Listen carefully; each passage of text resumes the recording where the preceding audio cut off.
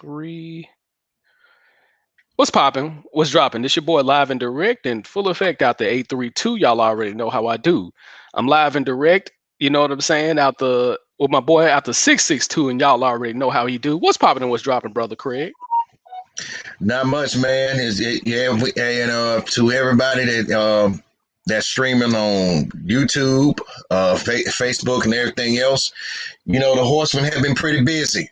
So we do apologize. We haven't been coming out with the content like we was supposed to be coming out with, but life has been getting us as of late. We've been trying to handle business and get a whole bunch of things, but again, we apologize for neglecting y'all. So without further ado, what we're gonna talk about, man? Man, we're gonna talk about Elgin Baylor. We're gonna talk about how his impact on the Lakers, and in the words of Too Raw for TV, shout out to him, how he is the most important Laker of all time. We'll get into that. For And those we'll who also, haven't seen, and then for mean to those who cut haven't y'all. seen We my Facebook. and we Yeah, also going and we also speaking of Elgin Baylor, we also gonna dwell on this shit that uh Draymond Green said in light of that, which was tactless, which was real disrespectful. So we gonna break that down yeah, to the 25th power, because that you can name at least 20 players. You can just play the guessing game and name better defensive players than Gang Green, but that's a whole nother conversation. We're gonna unpack that. Please know we also gonna honor Howard Schnellenberger. We've been having a whole lot of deaths since the live stream have it's just too many to name yeah. off the top of my head. But if I forget anybody, I'm just gonna say their RIPS and stuff like that. But Howard Schnellenberger, we're gonna talk about the importance of him to the Miami football program, as well as Louisville, because people don't realize how many football programs he saved. This dude was a impactful person. We'll get into that later. Lon Kruger. Lon Kruger. I mean, that's another gentleman. Yeah, How many programs he basically saved? Because he literally saved probably four basketball programs he said in he his own saved right. Florida. His most notable was saving Florida. Yeah, and he was the foundation of Florida, but we'll get into that as well later on, man. But And without further, and also go ahead. and Go also ahead. let me plug this in. Even though in the night, I suggest y'all find on the game here on YouTube. Pull up 1994 NCAA Final Four, Duke versus Florida.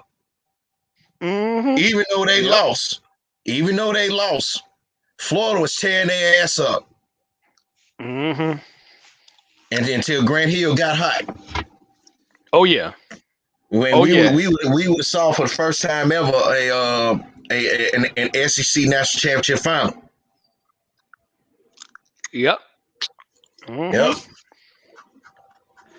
Yep. So, and then as try as they heart and as try as they might, the Puke Devils, yeah, they had Arkansas on the ropes, and Arkansas came back and beat them. So, but yeah, check out that game.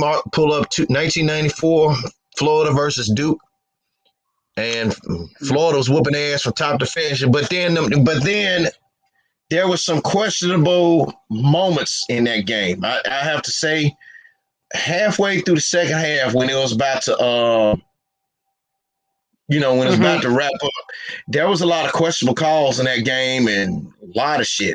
Everybody can say, well, yeah, the Final Four was in Carolina, it's primarily the Duke thing, but you know, Yeah. uh, there was a lot of questionable ass shit. Um, Corey, okay, we got an update on that because we're gonna talk about. Damn. Yeah. Um, he pulled up something about Marquette players fleeing campus after Shaka Smart. Uh, said this is why he left. Texas is racist as fuck. Yeah, and really, let's talk about that first. Because everybody Mm-hmm. know Shaka Smart. In case anybody don't know, Shaka Smart after Texas lost to Abilene Christian in the first round, which even had us questioning him. Like, really? Then they were saying that his job was on the line and stuff like that.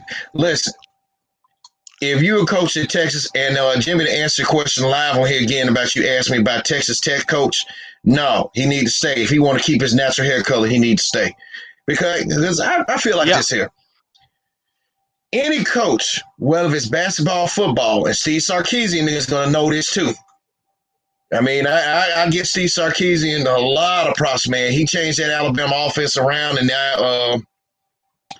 now we got Bill O'Brien as the offensive coordinator. Because Nick Saban, I think he kind of been like Captain Staberhole with some of these coaches, man, and he's done, and really he did, and we'll see how well he does with Bill O'Brien, even though I didn't like some of the shit he did at Texas or whatever, and he would and I watched some old Hard Knocks episodes about in regards with him. He used to talk to players any old kind of way, man. Just didn't have he had no respect for him. But what Nick Saban did with Lane Kiffin and Sarkisian, he turned their careers around. So even Lane Kiffin, he trolls his old boss in a friendly way, but he takes up for him. Sarkisian too. But anytime when you go to Texas, you already on the hot seat. Mm-hmm. Look what happened with Rick Barnes. Look what happened with Charlie Strong, which I still say to this day, Charlie Strong shouldn't have never took that job at Texas. He should have stayed his ass in Louisville. Yeah, because they were going to give him a pay increase anyway because of he was going to get paid more money to stay at Louisville because Louisville had the money to pay him more money, but he, sometimes people just want new challenges, and I agree, man. He shouldn't have never left. He shouldn't have never left Louisville. I agree with that 1,000%. He shouldn't have never left, and then since then, Louisville trying to been Damn, Marquette athletes in the NCAA transfer portal after Shaka Smart hiring. Damn. But here's the thing, though. Shaka's gonna be all right. I'll say that he's gonna be all right because the recruiting class that this new coach already had, he'll be okay. So I'll say that because he got the number as far as Big East rankings with this new recruiting class he got coming in. He'll be okay. It's just my question is, will he be able to recruit in Marquette, being that most of your talent is going to come from Chicago. Milwaukee is an okay basketball town. You got a few players that then came out of Milwaukee, but most of your best talent is going to come out of the state of Illinois and Michigan and other Midwestern states. So you're going to have to be able to compete recruiting wise. Whereas in Texas, he really didn't have to do a lot of. Texas recruits itself. It's certain schools that's going to recruit itself. Kentucky recruits itself because everybody wants to play for Kentucky. UCLA going to recruit itself. So he's not in that type of situation anymore, And then you got to take into account Marquette is a private school. So you got to be really bring it. But I think he'll do a good job at Marquette because he doesn't have to win now. In the words of CBS Sports, he's not going to have to win now. He's got a fresh start. He's got a lifeline. So whereas Texas, if he had stayed at Texas, even if he made the NCAA tournament next year, there's a possibility that they would have probably ended up firing him. So, and they did Rick Barnes like that. Rick Barnes, his last year, made the NCAA tournament, and he still ended up getting fired. You know what I'm saying? Which, in my opinion, I think the University of Tennessee need to fire Rick Barnes now, personally. Bro. You didn't, man. Hey, in that Sport Talk group, you didn't let that go. You didn't let that die down. I watched. I'm like, what the fuck, Oregon State? Rick, really? State. Yeah, dude, you lose to Oregon State, and I'm not saying he should get fired mainly because of that. Mainly because of him losing to Oregon State. He blew the whole season. The entire season went to hell because of Rick Barnes. I call him Trick Bitch Barnes because he a whole hoe. You know what I'm saying? So let's Yeah, let's your just ass was let's like, just man, Rick Barnes is a whole. You said Rick Barnes is a whole hoe for this shit. He need to be fired. Like, damn. yeah. The year before he made the round of 32 at Texas, and then he made the first round. He was fired at Texas. He made the NCAA tournament every year at Texas except 1 year Mm-hmm. when he went to the CBI tournament. So he at least got them to the tournament every year. Right. But here's the thing. Here's the thing with Rick Barnes. Tennessee gotta spend more money in terms of Mm-hmm. coaches. You know what I'm saying? And Rick Barnes was Mm-hmm. basically them, being cheap, basically. Rick Barnes is a good coach if you're in a mid-major conference. He's a good mid-major coach. He's not a big program coach. This dude had a great recruiting class last year and went 17-14. There's no reason why Tennessee couldn't have got further in a tournament with the recruiting class. He had probably one of the best And matter recruiting of fact, classes and mhm, in matter of fact, the ever. year before that, he had returned all 5 starters, and they still played like shit. I'm like, what the fuck? Because you met what year? What year was that? Hmm. It was one year they They, went they, deep in the tournament, and then they returned everybody from the same team, and they played like shit the whole season. yeah, I mean one because like they had a good start to the season. I think they only lost one game, and then all of a sudden they lost to literally everybody in the fucking SEC. Literally, all of a sudden you went from a one loss team going into the conference to a 10-7 team in regular season conference play. You lose to Alabama. You basically gave Alabama a tournament appearance by losing to them. And So really, they said this dude, this Nate Oates guy for Alabama, he's a damn good coach. yeah, but they were I don't think they would have made the tournament had Tennessee not gave them 2 wins during the season. They probably Yeah, would not have made.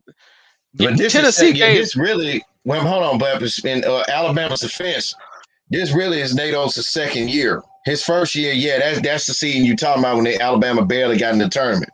Because he had Nate Oates had, and you got to remember that team that they had the previous year, they were all average guys, and they played like they really just didn't want to be there. So, but but continue. But Yeah. yeah, but Rick, man, all these coaches should fucking know better. And we're talking about we're gonna get back on Shaka Smart in a minute.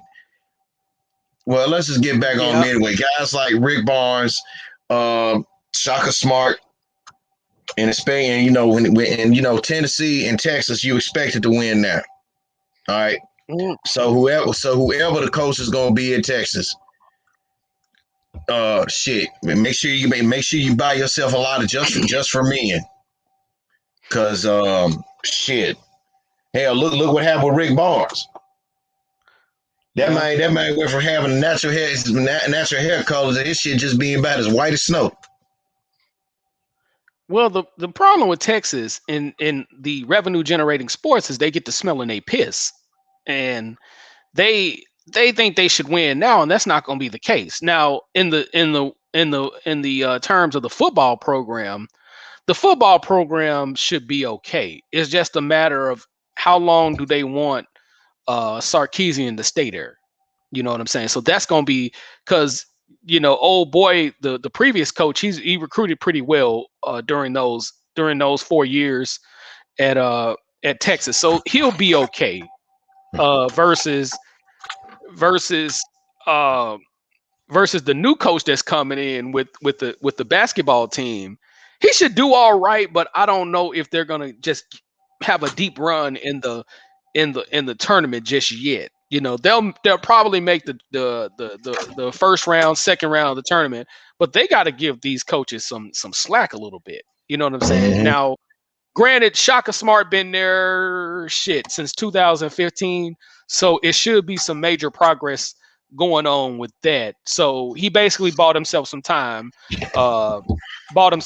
going to Marquette. So I think he'll do a better job at Marquette than he will at Texas, because him going back to Texas, okay, now he's on the hot seat right now. So it is what it is Mm-hmm. when it comes. come to Shaka Smart. Great decision. I'm not knocking him on that decision. Right. You know. So it is what it is. Yeah. And also, man, like we said, we had a lot of deaths that was going on. First of all, rest in peace to Elgin Baylor. Oh yeah, man. Man, Rest in peace. because Rest in peace he to did. Rest in peace to him. Go ahead. Yeah, I mean, and Elgin had a lot of history. I mean, because with the Lakers, I didn't get to read much about him. But before we jump into that, yo boy, Draymond Gangrene, he doesn't know when to shut the fuck up. He doesn't know when to hold him and when to hold him and when to fold him. He doesn't know how to just worry about playing on the team. He doesn't know. Basically, he Mr. Triple Single himself. So what we're gonna do, he made some comments by saying that he's the best defender. He's the best defender in the NBA. On light of what happened on the same day Elgin Baylor passed away. The best defensive player of all time, to be exact. This nigga said he's the of all time. He said all time, nigga. Think about that. And then this man, and then he got a defender Shaq quote unquote respects defends Draymond's greatest NBA defender claim. No, you're not. No, you're not, nigga. Dude, stop it. I think Shaq is being nonchalant about it. He's not even close to the greatest defensive player of all time. But he also said this: fuck anybody that think differently. Negro, you're not a shutdown defensive player. You're really not. So right now, Jimmy, I mean to interrupt. So Jimmy, please take the wheel and unleash holy hell on your boy again. Dude, we can sit up here on this live stream be all day in terms of the better defensive player. First of all, the fact that they took hand checking out of the NBA. Because if it was hand checking, you probably would not see the scoring that you had. Even though in the old school NBA during the 80s and 70s, 60s, 70s, and 80s were pretty much your highest scoring era of the NBA. The 90s, the hand checking got so crazy that they took it out in the early 2000s. You're at a big advantage right now. So if you're a good defender today, because you got to move your feet, you got to do a better job of moving your feet in today's NBA than you did back then, where you got leeway. When you hand check your crossover better be a literally. You better have a killer crossover like Tim Hardaway, or you better have a killer crossover like AI. Your crossover game better be on point. Your dribble penetration game got to be on point. That's the reason why people respected Michael Jordan, because Michael Jordan had to go through much more physical play than any of these players would have had to go through. Much more physical play. The physical play, in the 90s, in the 80s, it is totally different than today. You know what I'm saying? You would see a major difference.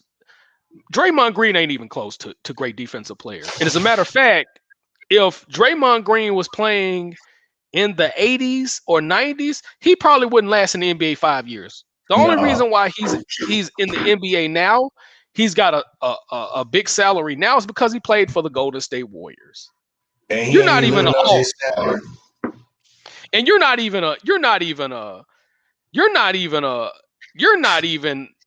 bench rider in the NBA in the 90s. You're not even a bench rider. Nigga, you're too First of all, let's start with the intellectual part of being a great defensive player. You cost teams the game versus Dennis Rodman knew not to get a technical foul. Dennis Rodman knew not to get put in a situation to where he would cause his team the game like that.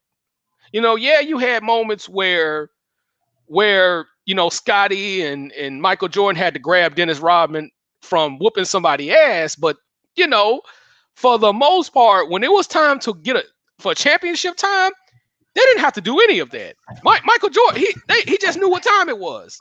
Dennis Rodman, any member of the Bad Boys, even though I have my criticism of the Bad Boys, you know what I'm saying?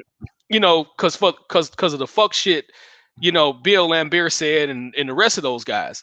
I could take the entire team of the Bad Boys and I would find a way better defensive player than I will find a way better I will find a way better defensive player than fucking Game On Gang Green. You know what I'm saying? I will find a way better defensive player on that Bad Boys team. Hell, the Lakers team of the 80s, because the Lakers at that time in the 80s, they were considered soft. They were considered soft. They're all finesse about their offense. The Pat Riley, the Pat Riley eyeball offense, but they can defend. I mean, that was a lot of people didn't know they can defend. Yeah, I mean, you had Michael Cooper. He was a pretty good defender. Michael Cooper was a damn good defender, one of the better defenders out there. You know what I'm saying? They had some good defenders on that team, but by the 80s standard, they were considered soft. And that's not even including Kareem. Kareem was a physical dude. Kareem would draw. Kareem would foul out. Because Kareem was Kareem. Kareem had the ability to foul out your entire front two. You would foul out your center, power forward, and sometimes your damn small forward. But back to just defense. We're talking about defense alone. Right. You're not a better defender than Gary Payton. You're not a better defender than Tree Rollins. And you're not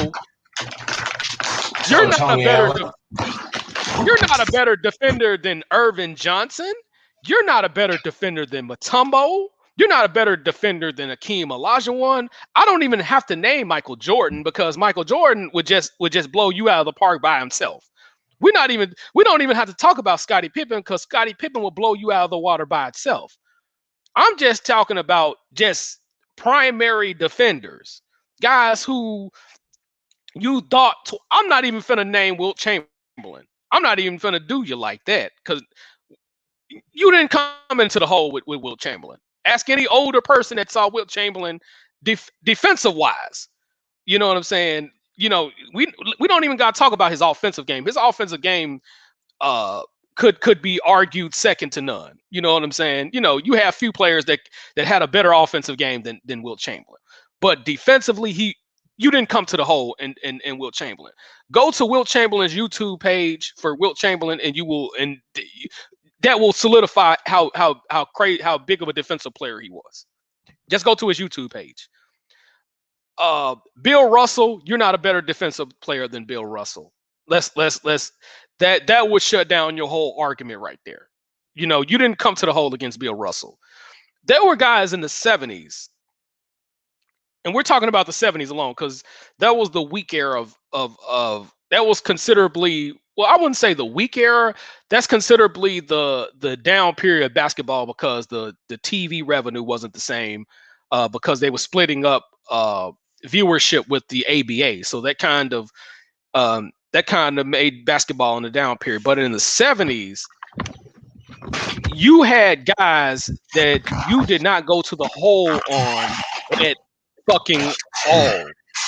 There were guys that would send your shit to the fifth row that you just did not you just did not go to the hole on. You know what I'm saying? So Mark Eaton is a better defensive player than you. And Mark Eaton was slow as fuck. But Mark Mark Eden, you didn't go to the hole on Mark Eden like that. Now granted, he had some of the craziest, posters, against Michael Jordan and dunked on him so many damn times, and KJ dunked on him, but you didn't go to the hole like that on Mark Eden. If you Hell if you no. count the number of times people went to the hole on him outside of some of the highlight posters, because he was on the highlight reel in terms of being posted on. But if you look at the number of times people went to the hole on him, you didn't go to the hole on him like that. You know what I'm No. saying? So, they called him Mount Everest, 7'4". The dude wingspan was like 8 feet tall wingspan. You didn't go to the hole on Mark Eden like that. Mark Eden would blow you out of the ballpark. And Mark Eden was slow. He was slow footed. Manu Bol defensively. You didn't go to the hole on Manu Bol. Again, he's another dude that had highlight reel posters. You know what I'm saying? But you didn't go to the hole on Manu Bol like that. And Manu Bol was all of 220 pounds and 7'7", shit like that. So you got Mm-hmm. there's plenty of dudes, that were way better defensive players. Mo Cheeks. Mo Cheeks would shut down shop on you as a defender. Point guards went through hell against Mo Cheeks. Sidney Moncrief. You know what I'm saying? A juggernaut offensive player and a hell of a defensive player. That's another dude you didn't score on, like at will. If you score 40 points on Sidney Moncrief and Maurice Cheeks, you earned every bit of that 40 points. You know what I'm saying? You had to go through all Mm-hmm. types of hand checking and slapping the ball out of your hand and all types of shit. I don't know how many people I didn't name. That's just how many people I can name.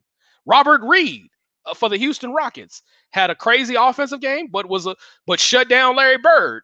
Man, I'm gonna tell you something about Robert Reed.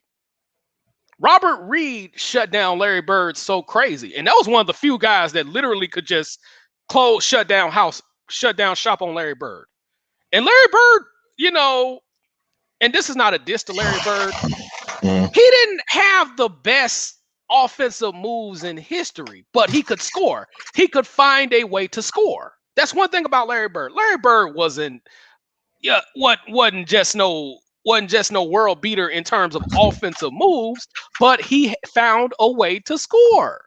That's what made Mm-hmm. Larry Bird Larry Legend. But Robert Reed was one of the few. If you watch the 1981 uh Houston finals versus the Boston Celtics, it was Cedric Maxwell who literally won that NBA finals.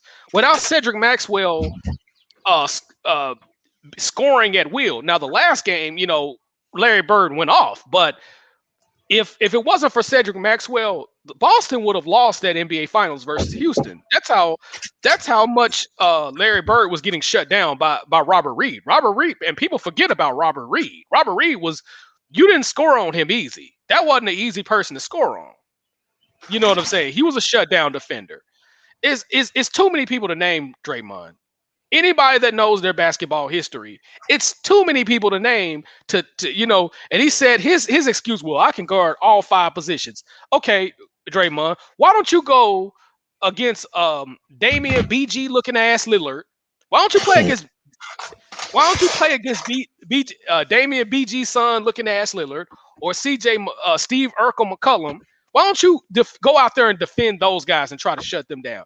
You're gonna have a hard time, bro. They're gonna blow right by you, dude. You'll be in foul trouble before you know it, bro. Mm-hmm. You'll be in foul trouble. You tried to guard Chris Paul.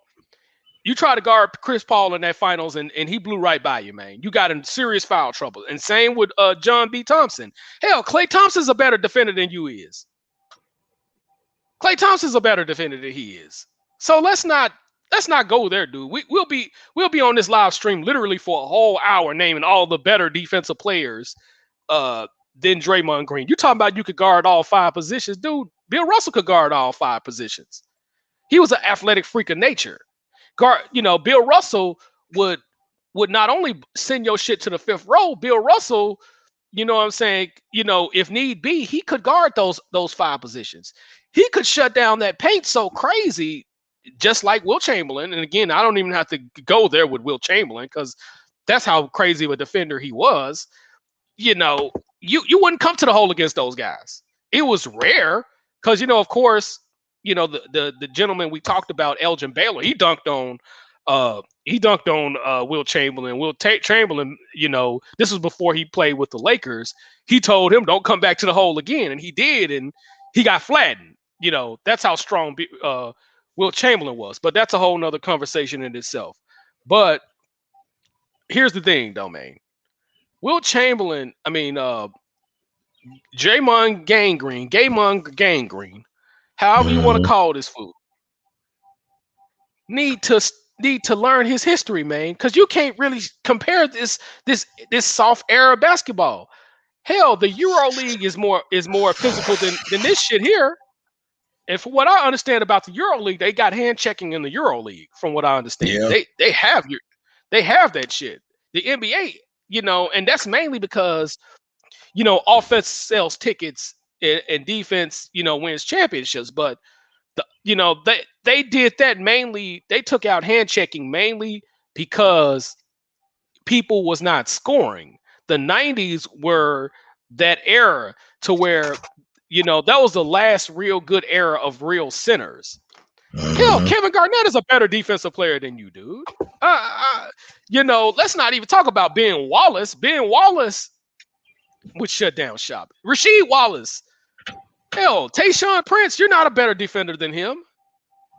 We're Rip talking about the Hamilton. entire Rip Hamilton, the entire that second coming of the Bad Boys team.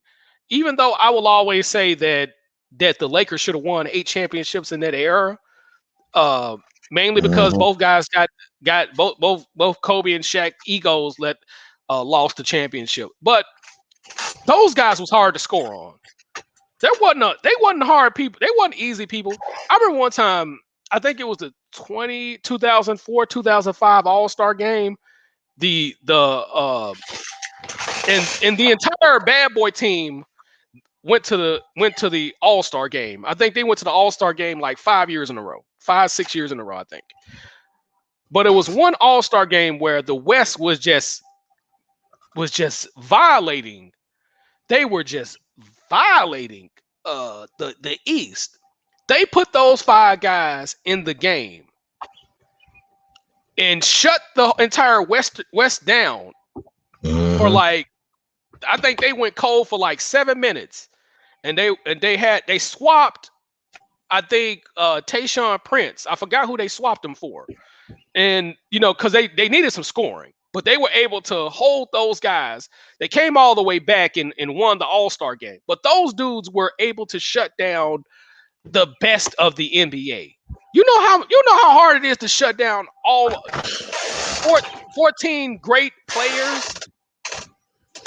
Man. We can take any one of those dudes and tell you and find a better defender than Draymond Green. We could take any one of Mm-hmm. those dudes. Kevin Garnett, he could guard all 5 positions. You know what I'm saying? I mean, he was a great defender. Hands down. We're not even gonna talk about Tim Duncan. Tim Duncan, you didn't go to the paint against Tim Duncan like that. You just wasn't. Even LeBrick, when he fucking up, I give him LeBron because he is the defending championship. I can't call him LeBrick right now, but LeBron didn't go to the hole against Tim Duncan like that.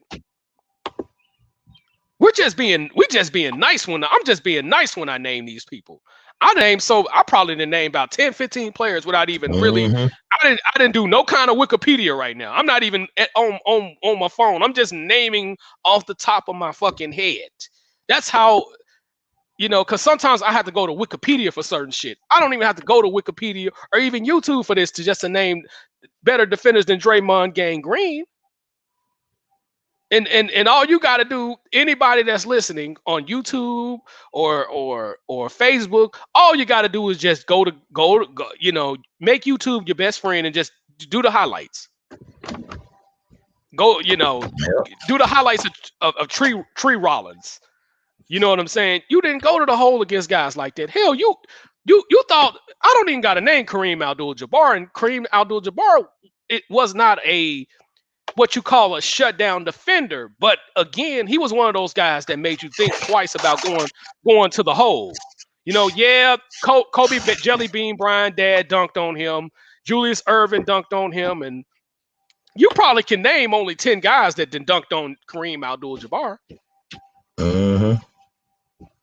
You didn't get those often on him. That's how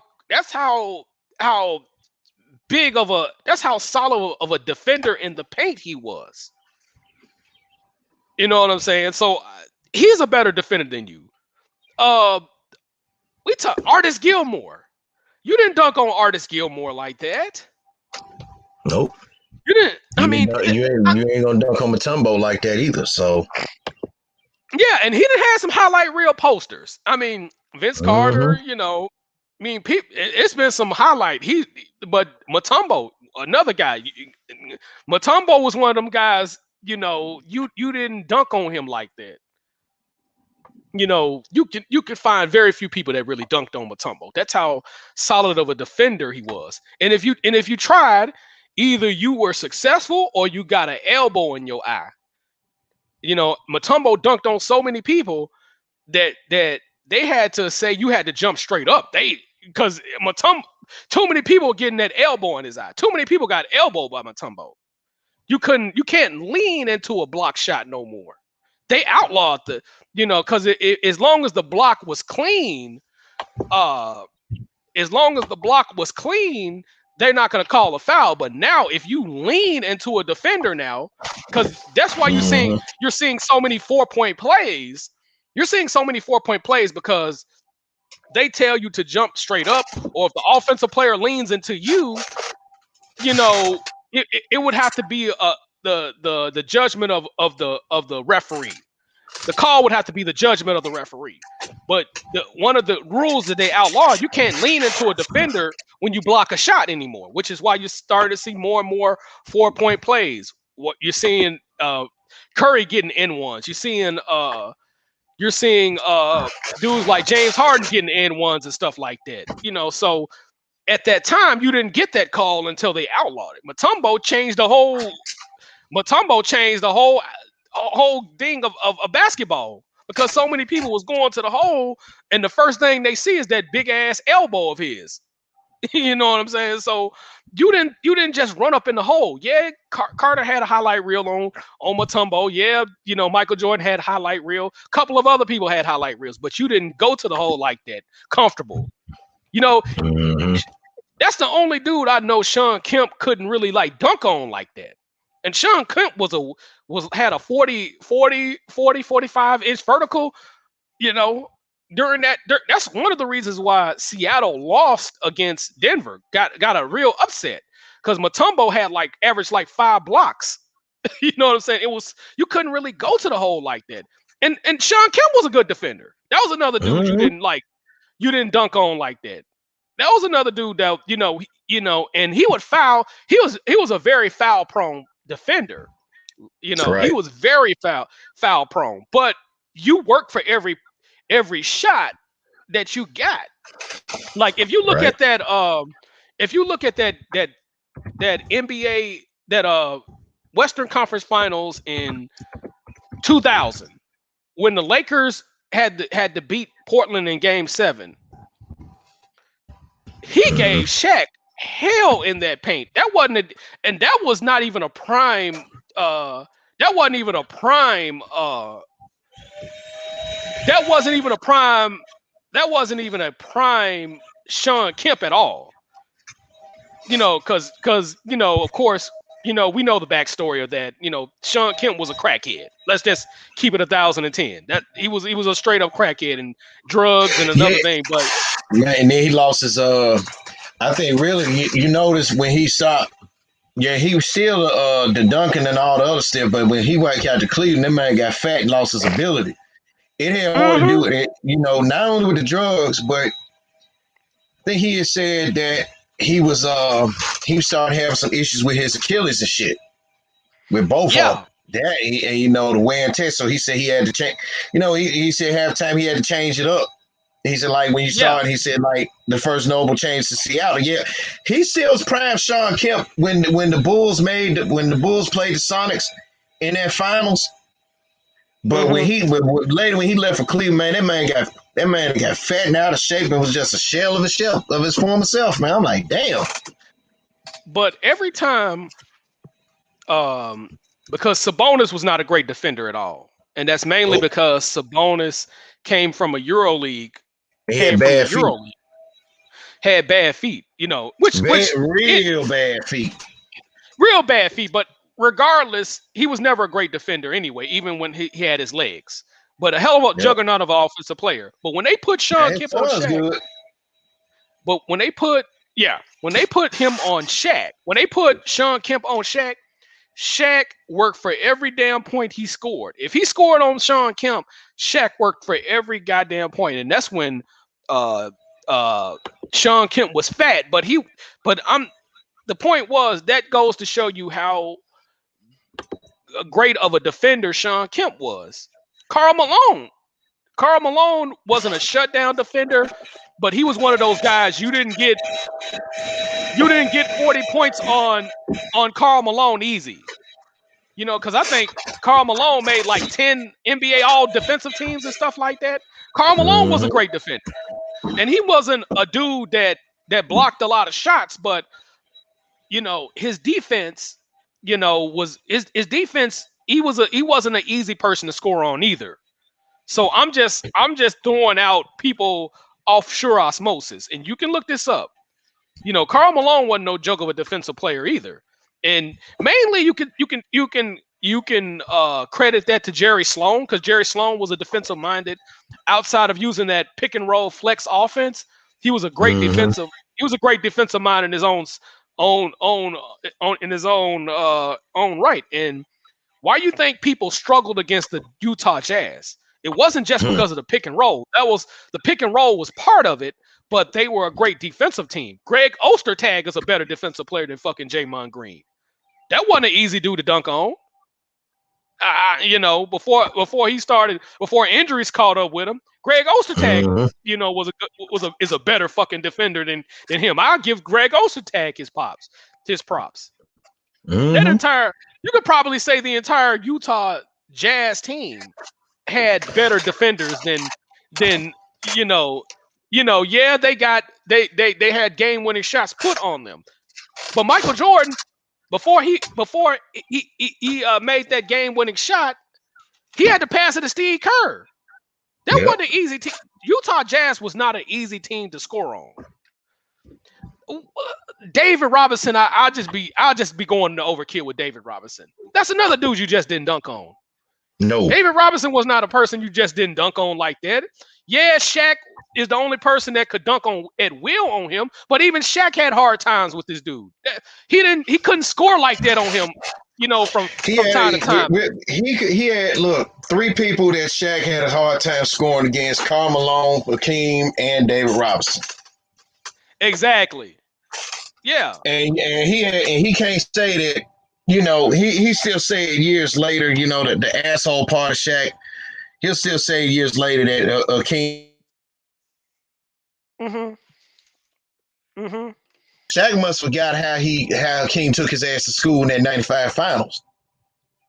And then when he did, Shaq was disrespecting Hakeem so much. That man Hakeem shot a 3-pointer in his face to seal the deal for that championship. Oh yeah. I was like, good. Yeah. Straight disrespect. Yeah. But what Draymond said, man, and then, we're going to talk about Elgin in a while. I wasn't cool with that. I mean, and I see what, I wasn't cool with it. And then he had the nerve to tell us, say, man, fuck everybody that think everything else different. No, dude, fuck you for saying some shit out your mouth like that. Because that's a disrespect to the legends who played the game the way they needed to play. That's a disrespect to Wilt Chamberlain. And again, go to YouTube. Go to the Wilt Chamberlain page, and you'll see how great of a defender he was. We're not even talking about the offensive game with the fadeaway jumper and the turnaround J's that he had. We're just talking about the defensive part of that. People did not just go. He didn't just get dunked on like that. They were every once in a while. But with Wilt Chamberlain with his 52-inch vertical leap, you know, in his offensive game, you know, with his defense, people didn't dunk on him like that. It was very few No. people. You could probably find very few footage of people dunking on. That's a disrespect to him. I'm not even gonna talk about the GOAT Michael Jordan, who was a hell of a defender. He could shut down shop anytime. He could shut down players when he wanted to. Yeah, it was some people that bust his ass before, bust him for 40. Famously, Harold Miner, Bernard King busting him for 40. But again, Mm-hmm. anybody that really scored, if you scored 30 against Michael Jordan, you was doing the damn thing. If you scored 40 on him, that's gonna be the hardest. That's gonna be the hardest 40 points you ever scored in your life. That wasn't no easy thing to do. That's not an No. easy thing to do. You either if you were gonna score on Michael Jordan, you had to be physically imposing like Magic Johnson was, which is why they put Scottie Pippen on him. Because Mm-hmm. Magic Johnson was like 6'9", 230, 240. So he had a physical advantage over him. So that's understandable right there. But from point guard to small forward, in some case, certain power forwards he could shut down too. But just in those three positions alone, he could shut down shop when he wanted to. You know what I'm saying? So you can't even compare yourself. You can't even make yourself a better defender to the GOAT. I'll give LeBron James credit. LeBron James could shut down players better than you, nigga. And you can say what you want about LeBron, but one thing about scoring on him, you can't just score on him like that. I mean, yeah, you people, Paul Pierce bust his ass for 48. How often does that Mm-hmm. happen? That's not Shit. that's not a that's not a that's like every 5 games, every 10 games. You know what I'm saying? If you cold like that. That does not happen like that. Say what you want about LeBron James being LeBrick, which is what I say, or I should say acetone. Shout out to him.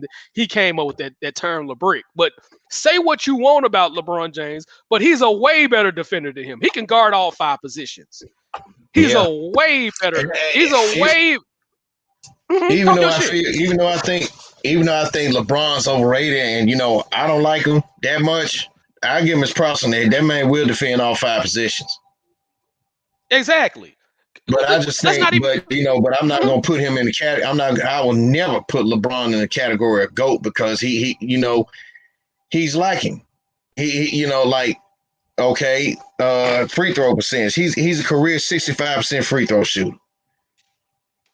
Yeah. Okay, then okay, I give him credit. His field goal percentage is like almost like 50%, a little bit over 50%. His career 3 points percentage is in the low 30s. But I'm Hold like, on, well, just damn, one. you Hold on, just 1 second. I'm gonna be right back. Let me be right back. Hold on, just 1 second. Talk your shit though. Talk your shit. yeah, but you can't sit to call yourself the greatest when you putting up numbers like that. And but he's also a good defender too. So I mean, you I give LeBron his props on that. He's a good defender, but Draymond, sorry.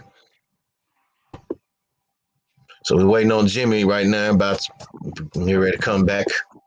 Yeah, and I am back. Yeah. But yeah. And Kareem Abdul-Jabbar had a better free throw percentage than LeBron James. Uh, Believe it or not, too, because Mm-hmm. the center position. I think it's only a handful of centers that had a better free throw percentage than Kareem.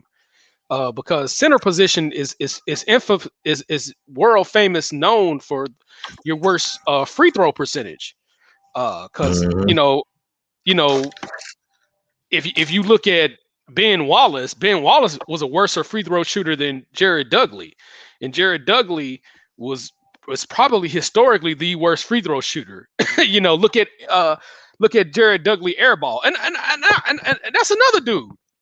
Jared Dudley was a better defender than fucking Draymond Green. Mm-hmm. He No, didn't. the, You the didn't. He worst didn't. free throw shooter was Eric Snow, 29%.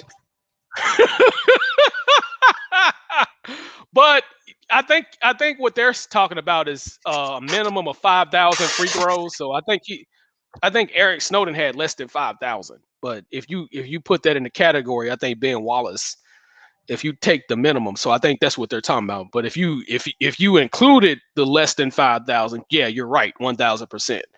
Because he didn't play very long. But yeah, even going back to defenders, Jared Dudley's a way better defender than fucking Draymond. You know, Mm-hmm. he got postered on Shaq, but who didn't get dunked on by Shaq? Shit, hell. But but Jared Dudley, that wasn't the dude you came to the hole against like that. Not Man, like that. hell Yeah, no. he was a hell of a Hell no. he was a terrible free throw shooter, but that motherfucker had defense like it up to his ass. I mean, that's one thing he could do. You know what Mm-hmm. I'm saying? So shit. That I mean, that's just a disrespect to the legends. It's one thing to be in it's one thing to talk about the GOAT conversation, which that shouldn't even be that shouldn't even come out of anybody's mouth in this era. You know what I'm saying? Now, the Golden State Warriors had a chance to probably they had a great chance to make a good argument, but when they lost to Toronto and lost to LeBrick, I don't think you could even Kobe had a chance. Shaq and Kobe had a chance to seal the deal as far as the GOATs. They had a chance of Mm-hmm. that, but they allowed their egos to to come into place. And I'm blaming both Shaq.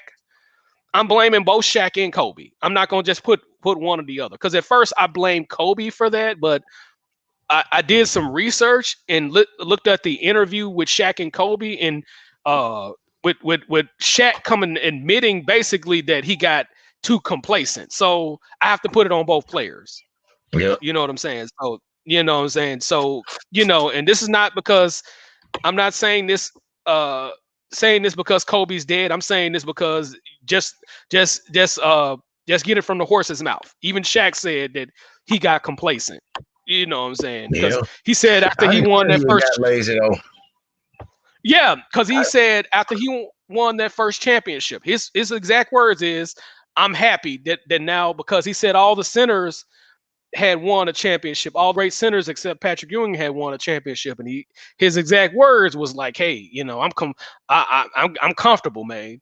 And Kobe was trying to keep him in shape, and he refused to get in shape. Now he was still a dominant force, because he averaged at least 17 points a game until 2009.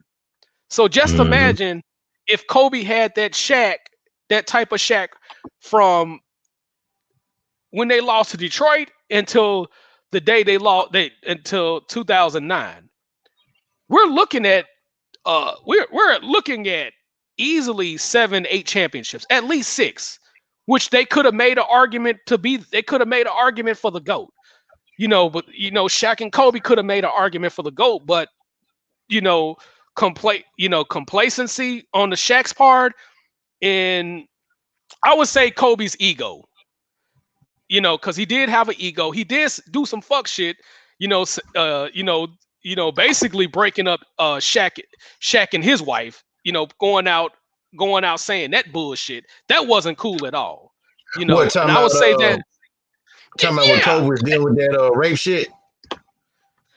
yeah, but he snitched on Shaq, talking about he had holes and stuff like that. He put that out publicly. That's well documented, and Yeah, that's I one of the remember reasons that. why And my then book. I remember McGrady even said, he said, "Man, we got a code amongst the boys. You don't break code like that. Yeah, he did some What fuck goes shit. on the road, and Hmm. and what goes on the road stays on the road. So, and that's Exactly. how, and then it's like what I told people in the you know, jumping on the tangent here.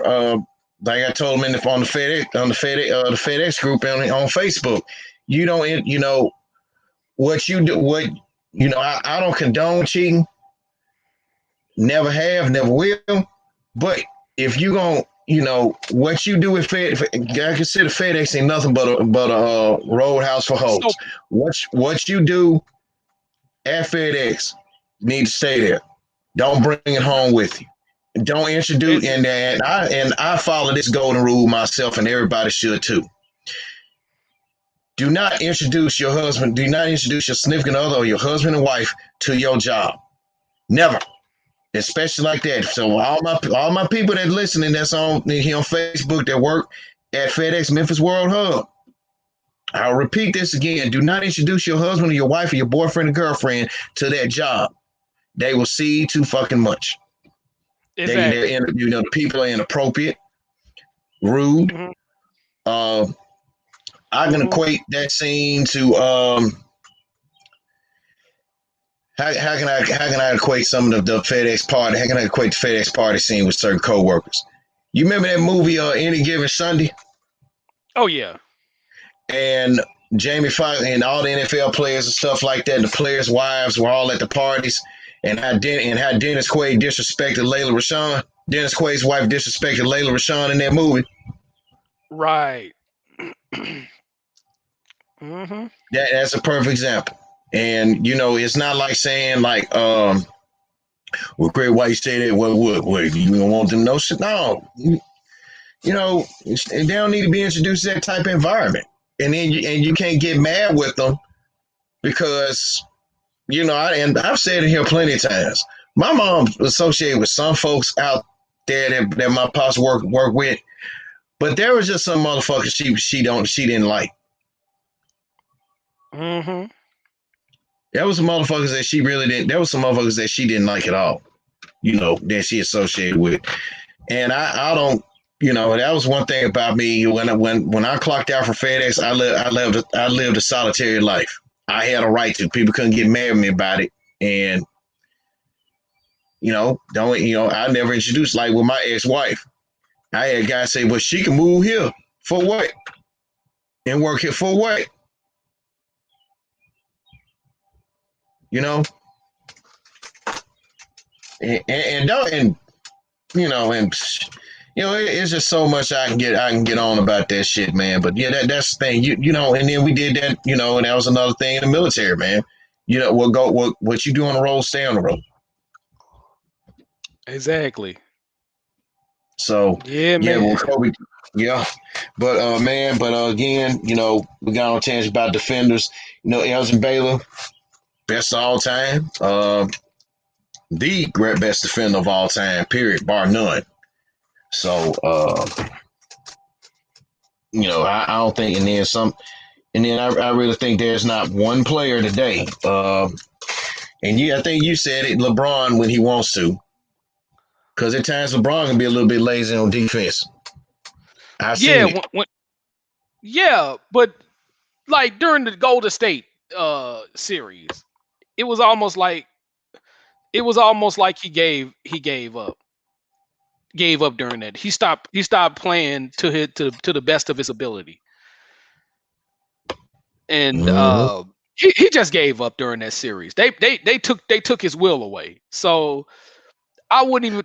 That's one of the reasons why I wouldn't put him in the GOAT conversation. You know what I'm saying? Yeah. So, and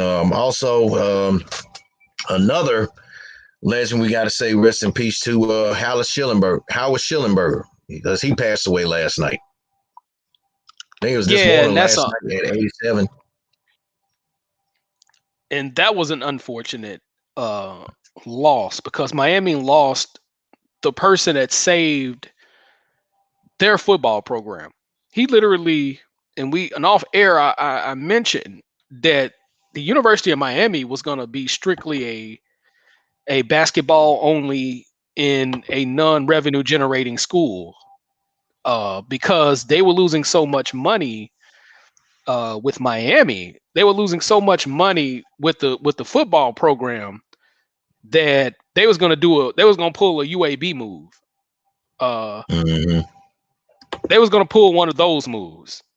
Uh, and I don't think they would have. The fan base would have been able to save that at the time because it was just so much. Uh, so much. It was so much. It was so much loss in football revenue. It was crazy. You know what I'm saying?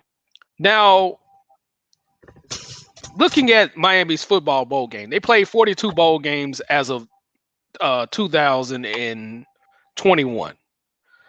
You know, Mm-hmm. so their first bowl game came in the came against Bucknell in the 1930s. Now, before Howard Schnellenberger became head coach, they didn't make a bowl game for at least 10 years. Their last bowl game was the Blue Bonnet Bowl in 1967 versus Colorado. Mm-hmm. Before Howard Schnellenberger, they only won 3 bowl games. That was the Orange Bowl of 1946, the Gator Bowl of 1952, and the Liberty Bowl in 1966. And they've made way more bowl games than that now. They only played in a handful of bowl games at that particular time. So they only had one bowl win every 15 years before Howard Schnellenberger. The 1981 Peach Bowl was the start of real deal Miami football when they had Jim Kelly as the quarterback for that 1981 Miami team. Mm-hmm. And what Howard Schnellenberger would do from the time he got there until the day he left, he would schedule against the best against the best to test out how great his team was. Now, of course, he brought a lot of that pro style passing offense to college football. He brought a lot of those that. Yeah, go ahead. Talk shit. He was also a part of that Miami Dolphins coaching staff that went undefeated. Yes, he was the offensive coordinator. And then I think he took over. I think he took over for a minute because Don Shula something was going on here because they started out 0-3, and he took over and then he just dipped because he had a dispute with the owner or some shit. So yeah, so, he was and that passing offense was just. I mean, when he got into the college game, it evolved. Yeah. One is top notch of Steve Spurrier, though, who was quarterback in them days, and then he became offensive coordinator and stuff like that. But yeah, Howard turned a whole lot of things around, man, because he turned Miami around, and he turned Louisville around. Even though they didn't win the championship, I mean, they were very consistent with winning games. Mm-hmm.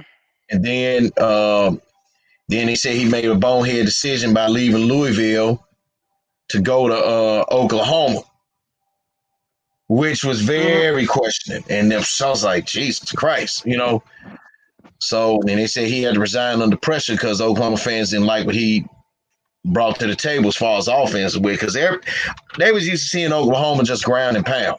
But, times was changing that fact. 95, in the late mid 90s, and as far as football went, the times were changing.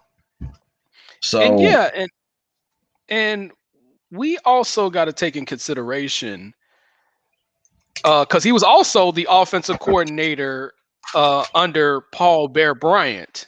Yeah.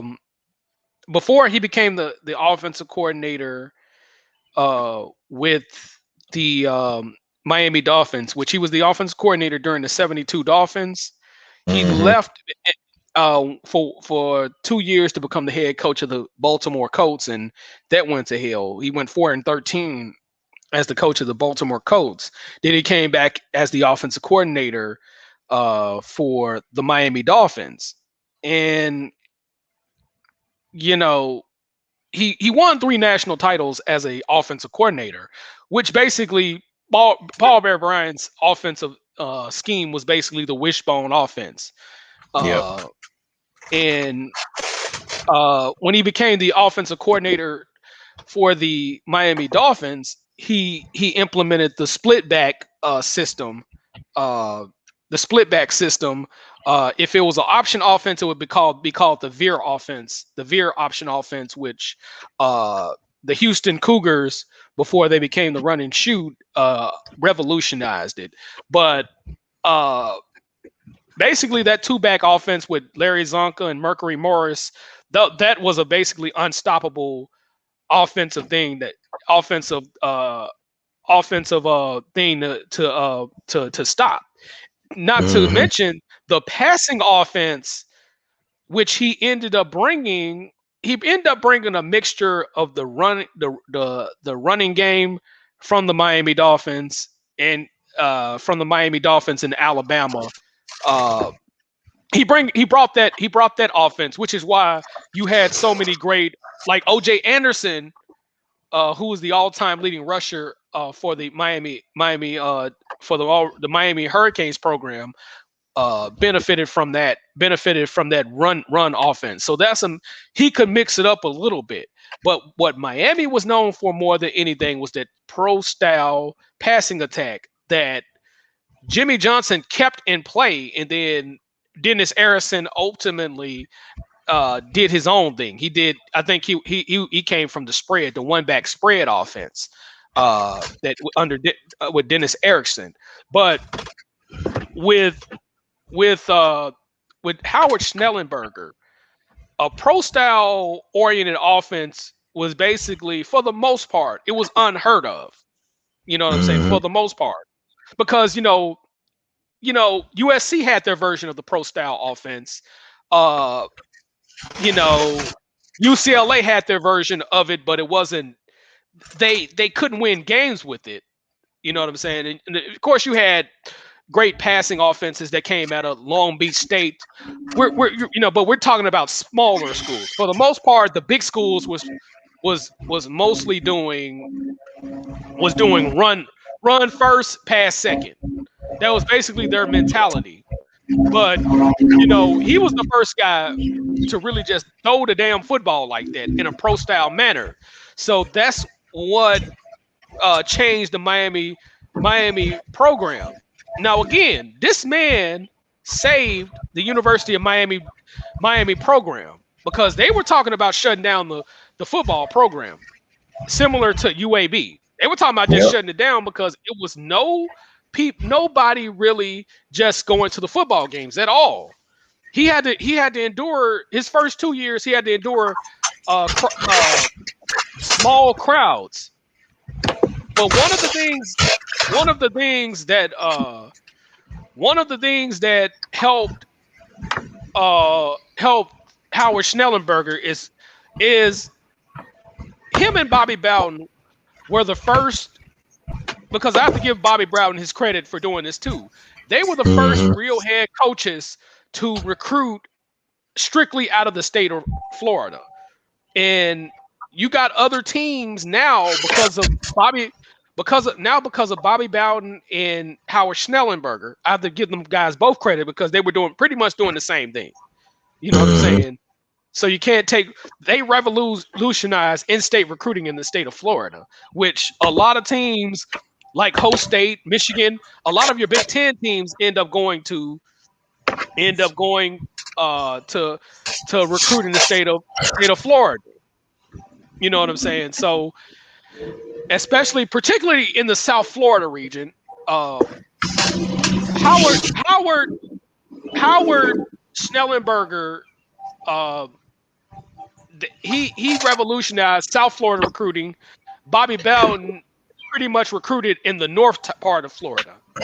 Yeah, so, and then Howard Schellenberger dubbed South Florida as the state of Miami, as far as recruiting goes. So, and that's really what helped with the crowds that ended up coming to the games and stuff like that. Because in Miami Hurricanes' first season, they went 5-6. And they, he scheduled Alabama every year until he started beating them, and Alabama didn't want to play him, didn't play him for a minute. You know what I'm saying? Which was understandable. His first year, he lost to Louisville, lost to Florida State, lost to beat Louisiana Tech, lost to Florida A&M, which Florida A&M team, they were coming off winning the first Division I AA championship game that year. They were coming off winning the first ever Division I AA championship game, and they lost 13-16 against, they lost to San Diego State. Now, this San Diego State team in 1979 was 8-3, and they were they were co champions of the WAC conference, and they revolutionized passing attack that was slept on. They had a revolutionized passing attack that was very slept on. Them and BYU. They lost to Syracuse in that first year, Alabama, Notre Dame, and end up beating Florida that year. So he went all out to schedule against the best. And that in year 2, they went 9-3. His third year they went 9-2. 1982 they went 7-4.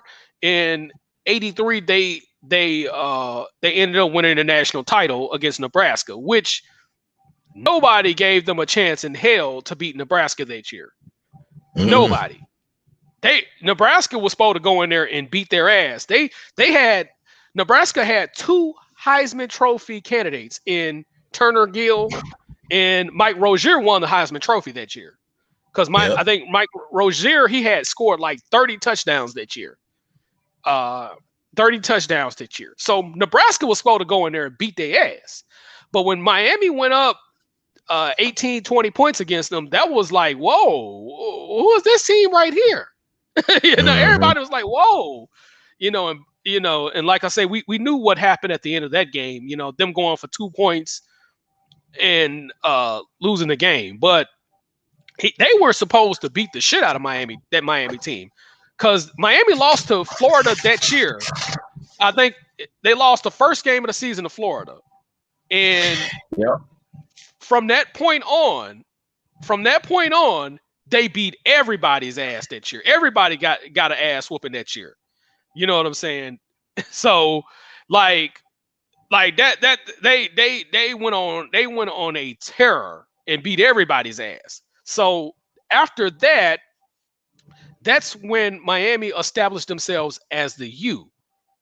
Now, with him leaving Miami, because he already saved the football program by scheduling, and Miami had a bigger strength of schedule. They always had the best strength of schedule. In most of the 80s, they had a tougher strength of schedule than anybody, mainly because they were an independent team. And them going to the Big East, you could argue that was a bad move, because they kind of handicapped the University of Miami. They handicapped the University of Miami from scheduling against tougher players and stuff like that. Because before the basketball team was known mainly because of Rick Barry. Rick Barry played for the University of Miami. A lot of people don't know that. You know what I'm saying? So they were known more as a basketball team than they were a football team. But again, he literally saved the Miami football team from shutting down, because number one, the University of Miami, a lot of people don't know this. The University of Miami is not a public school. They're a private school. And if you don't make revenue from your athletic program as a private school, it can be hard to make money off those. Really, one of the reasons why these schools, private schools, and universities in general, but particularly private schools, they need those football programs and basketball programs to be good. They need asses in the seats. Yep. If you don't get those asses in the seats in a private school, it's with no public funding, as the University of Miami was the situation they were in. You're gonna have to shut down. You're gonna have to make a sacrifice. Now you got, outside of Hobich 19 coming in place and fucking up the game, you still have big crowds that come to Miami to this day. You know what I'm saying? Which is why coaches get fired for having a 9-2 season or 11-2 season. What would be a good season for a mid-major team is not good enough for the University of Miami. And that was all started by Howard Schnellenberger. Howard Schnellenberger started the hype, the U hype. He started that trend. You know what I'm saying? Because, like I say, the University of Miami will play people anytime, anywhere, any place. And when Jimmy Johnson came in, and it took him a while to get the program to a national title. It took him a little minute. I Hmm. shouldn't say a while, but it took him a little minute. But Yeah, but once he, and but Mhm, I'm gonna mhm, exclude Jimmy Johnson from that here because it took him a minute. But the guy that followed Jimmy after him, Dennis Erickson, just uh-huh, like that, it didn't take him long. it didn't take him long, and then It he it had it, his own it he had his shit own because offensive system. the Yeah, one back. he had his own offensive system going in because Jimmy Johnson basically the offense he kept the same offense that Howard Schnellenberger put in place. You know what I'm saying? But Because he had to talk he your did shit. that. But he also had a Jimmy also had a bad knack of handicapping quarterbacks because like when he hmm when he took over for Don Shula with the Dolphins, right? What was one hmm thing that Don Shula allowed Dan Marino to do? Audible. He didn't mind. hmm Jimmy hmm basically kept the same offense, but you don't handicap a guy like Dan Marino. And that's why Dan And Marino that's why him huh? started throwing more pick sixes. That was happening under Jimmy Johnson. He started throwing more and more pick sixes because when you take away with with a quarterback with the quick release of a Dan Marino in a Peyton Manning, because Peyton Manning did a lot of things that Dan Marino did, but the advantage of being having the ability to audible is that kept him out of situations to where he was throwing pick sixes. But Right. because Dan Marino has the record for pick sixes, and most of that came during the most of those pick sixes came during the years of Jimmy Johnson. You know what I'm saying? So that that's what fucked up Dan Marino right there is when he couldn't audible, he wanted him to do it his way or the highway. That's what started fucking Dan Marino up. You know what I'm saying? So yeah, you're right. Uh, with Troy Aikman wasn't that good of a quarterback anyway, and that was in spite of him winning 3 Super Bowls. But guess what? He had Emmitt Smith as the running back. If you look at Troy Aikman statistically, I think he only threw 60 touchdowns and threw 143 interceptions. Damn. He wasn't that good of a quarterback. And Hell, what we you got didn't know, hey, what we also didn't know, Troy was battling cancer. yeah, we didn't know that, And he but down a low, man. But I mean, mhm. I'm like, wow, and he was battling cancer for. I think he said one year he was battling. He played with, Yeah, he kept it on the but low, and he went to the uh-huh. did his little chemo and shit like that. He kept it on the low, so he said he been cancer free for a good while. Oh yeah. But yeah, Jimmy Johnson kept Gary Stevens as the offensive coordinator from Howard Schnellenberger. Uh and like I say, they still ran the same pro style offense mainly because uh he kept the Mm-hmm. same offensive he still kept the same offensive coordinator, and he brought in Dave Onstad as the defensive coordinator uh at Miami. But with Howard Schnellenberger saved another program, which is the Louisville Cardinals. Yep. Now it that took some work. Him going to Louisville, that took some work because, you know, his first year coming in there, I think Memphis beat Louisville 44-3 in what is now what was Papa John Stadium. I think they changed the name of the stadium. But his first 3 years, 2-9, 3-8, 3-7-1.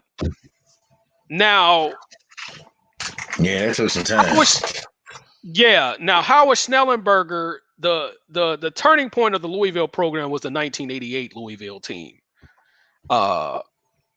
Uh, they lost their first 2 games against Maryland and Wyoming. Uh, they finally beat Memphis because Memphis was dominating Louisville at that particular time in football. They were like, and this were bad Memphis football teams. We got to think about it. Other than the one that beat 44-3 when I think Memphis was like 6-5, 7-3, something like that. But at that time, you could have a 9-2 record in the 80s. This goes to show you how well bowl games and postseason football has transcended, because there were times where if Memphis had that same record, they probably would have made a bowl game at that particular time. Whereas in the 80s, you could go 10-0 and probably not make a bowl game in the 80s. But now there's bowl games all over. If you got the record, they'll create a fucking bowl game for your football team and be like, hey, you know what I'm saying? Come on to this bowl game right here. They'll create bowl games for you. That's how long we came through. But Howard Schnellenberger's first winning team was in 1988, 8-3. They didn't make a bowl game. 6-5 in 1989 didn't make a bowl game. Now the turning point was the 1990 Louisville team with Brownie Nagel, Ted Washington, Ray Buchanan, and Brownie Nagel as the quarterback. That was the entire turning point. That was a turning point of the of that whole program. And they beat the shit out of Alabama in that Fiesta Bowl, 34-7. That was like, what the hell, And speaking of which, when you said something about bowls earlier, I agree with our fellow Horseman comrade Murph, Trey Murph, if you will. He said he needs to just go back like with the playoffs and stuff like that. Only thing he said, it just need to go back to how it was at first, just the regular bowl games, and then you had the number 1 and number 2 team play each other for the national title. That's how it need to be. I agree. I don't know, man, because you don't think so? I think it needs to. I think the way it is, in order for the bowl systems to be fair now, because if you do that again, it's gonna always be a complaint, and there's always gonna be controversy behind it. I think if it goes to a 16-team playoff, I think it'll be fair, because the Division I AA system has that in place. The Division II has that in place. Division III has that in place. The NIA has that in place. So I think in order for it to be fair, if it goes to a 16-team playoff, I think it should stick and stay right there, because you're always going to have controversy. You always going to have mid-major teams that go undefeated that's going to have a problem with that. So I think the playoff system is the right way to go. I'm not, I think it's the right way to go. But and then have everybody else play bowl games. Because like if you have a lack of bowl games, then it's gonna be some teams complaining, because these bowl games / playoffs. This is how a lot of these football programs stay open. This is how these football programs be able to change the facilities. These facilities in a lot of these colleges, it suck whole ass. Look at a lot of our HBCUs out here. A lot of these HBCUs, their facilities suck whole ass. Let me pause you there. You forgot what I told y'all in the sport. You and Corey Wolf in the Sport Talk group, right? Alabama A&M is an exception to the rule. I think you said Alabama. Yeah, they're an exception to the rule. Alabama A&M, they said, because they they shit. I mean, because they got some pretty good, like I said, they got some pretty good facilities there, man. And then it's like, and then it's, they don't allow like the public to abuse that privilege to work out with them or whatever, as long as you got a pass. Like if I'm a student there, just say like my stepson at the time, he was there. When he went there, I came in as a visitor. So when he went there to play ball, I would go work out. So, and the facilities is good, man. I mean, you got a multi-level weight room, and I think they got one part like the CrossFit room, and then they got one part in there like a pool and all other stuff. It was basically built like it's basically, I would say, it's like a mid-tier French Riviera style complex and stuff like that. But but it's sufficient. Facility. Shitty facilities can be described as just a generic a shitload of bricks duct taped to a broomstick as a barbell or a curl or something like that, and concrete walls with fucking caulking and shit crackling apart and all that. They said University of Georgia, Mark Richt didn't want to upgrade their facilities, but he fought for it. But then again, it was more on him too. Kirby, we'll go back and call him Kirby Smart. They kind of upgrade a little bit as well. The HBCUs, that shit. Jackson State's they say Jackson State's is pretty shitty, but Dion said he trying to, hopefully with, his name value alone can generate some nice little income. They can upgrade all this shit. So. Yeah, but the average HBCU has less than 30,000, has between 20, some cases less than 20,000 seats, and probably at best you probably have one that have like 30,000. So they don't have a lot of, and that's with any one AA program, because from what I understand, Georgia Southern for many years had 20,000. Even though they're not HBCU, they were a one AA program and they won 6 national titles, but I think they finally upgraded to like 34,000 seat stadiums and stuff like that. And this is a team that was dominating Division 1 AA before they became Division 1A. So, those stadiums upgrades made a difference. Now, getting back on Howard Schnellenberger, those facilities, when Howard Schnellenberger came, he told those boosters off the sure osmosis, you got to upgrade these. You got to upgrade this shit. If you want me to stay here and turn your football program around, you better upgrade this shit. He told them straight out. He made the motherfuckers spend the money. The Papa Slave Master and the other boosters that came into place. He made the motherfuckers upgrade their facility, because the only facilities they really had on that football program was their football field. They had to practice on the football field. On the football field. That's how bad Louisville's facilities were. You know what I'm saying?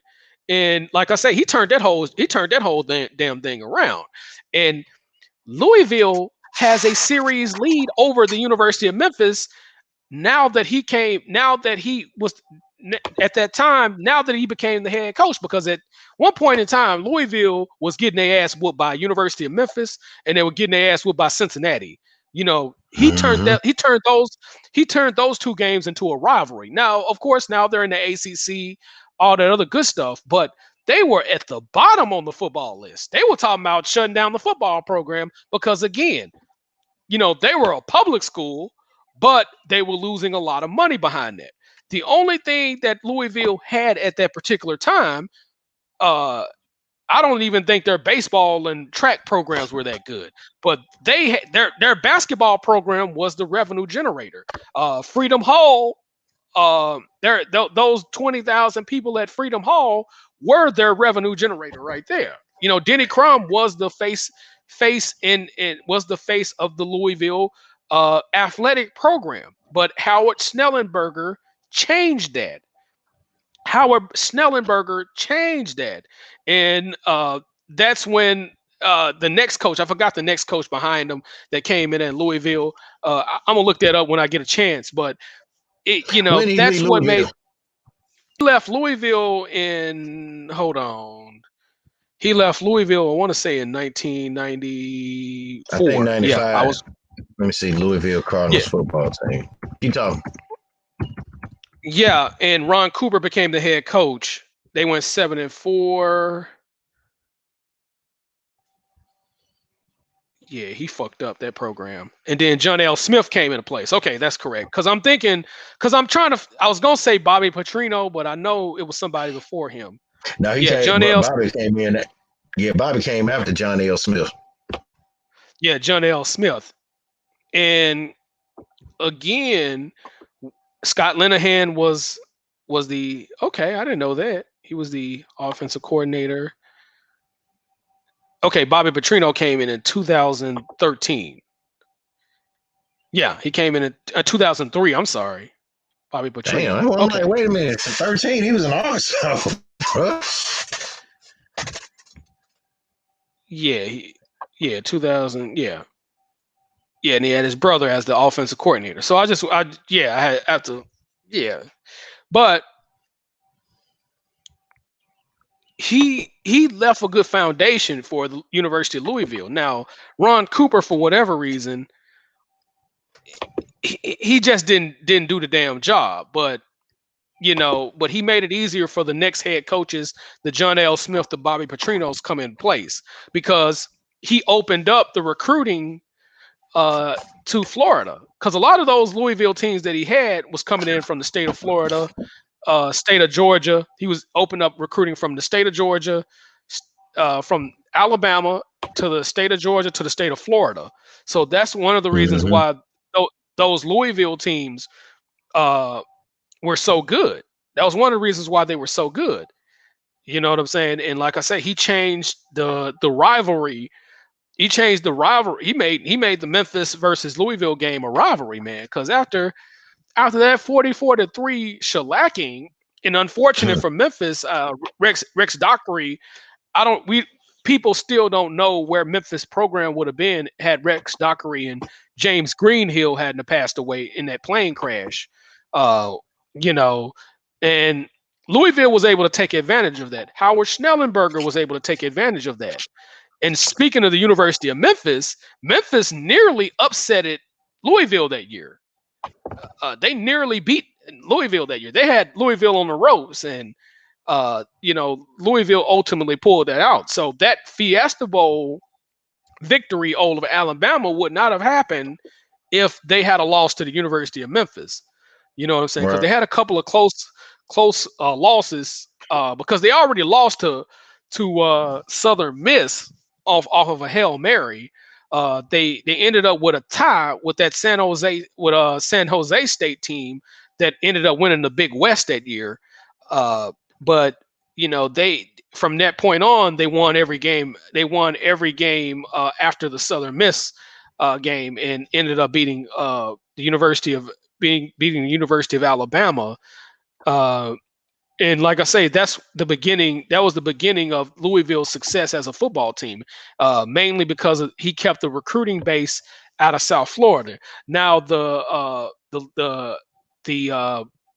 Oklahoma, the Oklahoma fans, they basically, like you say, they ran him off. He did a pretty good job at Florida International, I think it was. It's either Florida Atlantic, Florida Atlantic. Atlantic. I'm sorry. Yeah, Yeah, Florida because he Atlantic. He did a pretty revitalized good. he revitalized that program on the map. And Oh yeah, and mhm, yeah, mhm. And he did the same thing. And he did the same thing. Uh, he did with Louisville. He told the people to invest in the football program. Their facilities is not the same that it once was. He made them people spend money for those facilities because he told them mm-hmm. straight up. He was like, look, if y'all don't get this together, you're not gonna have me here long.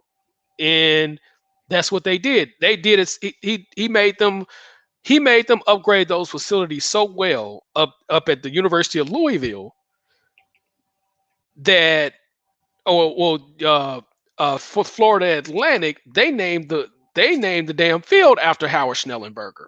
Yep. You know what I'm saying? And like I say, when he went there, they was a Division One AA program and nearly made the national title. They Yep. nearly made the national. They nearly made the national title with in Division One AA. And when played at the New Orleans Bowl versus Memphis, which we got our ass kicked by them motherfuckers. I ain't gonna lie. Rusty Smith, who played for the Tennessee Titans, who threw them 4 interceptions. I want to forget about that game like a motherfucker, but the New Orleans Bowl, they beat the shit out of Memphis that year, and they became the youngest Division 1A program to make a bowl game. Now, of course, Georgia Southern in their first year, I think they made a bowl game. So they in their first year. So I think that has changed. But that's the first time a team after 2 years of becoming a Division 1A program made a bowl game. So he upgraded the facilities. He made the motherfuckers spend $13 million to upgrade the facilities up in Florida Atlantic. And didn't Lane Kiffin go there? One of them big head coaches went there. I forgot. Man. Yeah, bro. Yeah, Jimmy. It's been so long. Jimmy been keeping up shit. He's starting to get old like me. But after Howard left, I'm being funny. I forgot who the coach was before Lane Kiffin took over. you been, dude. You being real? I'm getting close to the 40. Yeah, Lane Kiffin was the coach. That was that one good shit, man. I gotta get Lane Kiffin my props on that. That first year, he said what he was gonna do. Mm-hmm. I ain't never seen an offense because his first year, that offense set records. Mm-hmm. Come on, you gonna have 800 yards of total offense in one fucking game? You had three quarterbacks. You had your first quarterback throw for over 200. Your second quarterback throw for over 200. Then you put the third string in just for shits and giggles. That man threw for 200. Then your running back, man. Whew. Oh yeah. And Lane Kiffin, they told him when Slick Willie took over. Let me see. And he did a good job. He did a good job. But he disappointed me. He disappointed me at Florida State, and I thought, and Murph, he's a Florida State guy, and I don't know what it is about Murph and some coaches, man. I mean, he not even giving Mike Norvell not a chance. But you and I, we both gave Murph some references to look up. And if he really want a good example, if any Florida State fan want a good example of Mike Norvell's coaching, 2019, I think 18 or 19, one of them. Right. Pull up Memphis versus UCF. You want it, and if I could be able to archive, pull up some chats on that shit, Corey Wolf, you and Corey Wolf and I even chimed in. I'm like, what the fuck is Norvell doing? You're gonna run the same play over and over, and really, Randy Shannon. I mean, and this is the killer part. But here's a good thing though. But the same guy that tore Mike Norvell's ass up in that game, Mackenzie Milton, who was the quarterback for Central Florida, is now the starter. Is now, get this, the starter at Florida State coming up. Wow, interesting. And what made it so bad about this game, UCF's defense was not even that good. When everybody was vehement about Randy Shannon moving over from that 4-3 to the 3-4. And I'm like, damn, they run, man, the secondary ain't doing shit. And Memphis still lost this game. Man, they shouldn't have never he should have never switched over like that, man. Cause man, that disappointed me, man. That shit like, disappointed. Yeah, and a lot of it, they say he caught a flack from a lot of players. What's the name?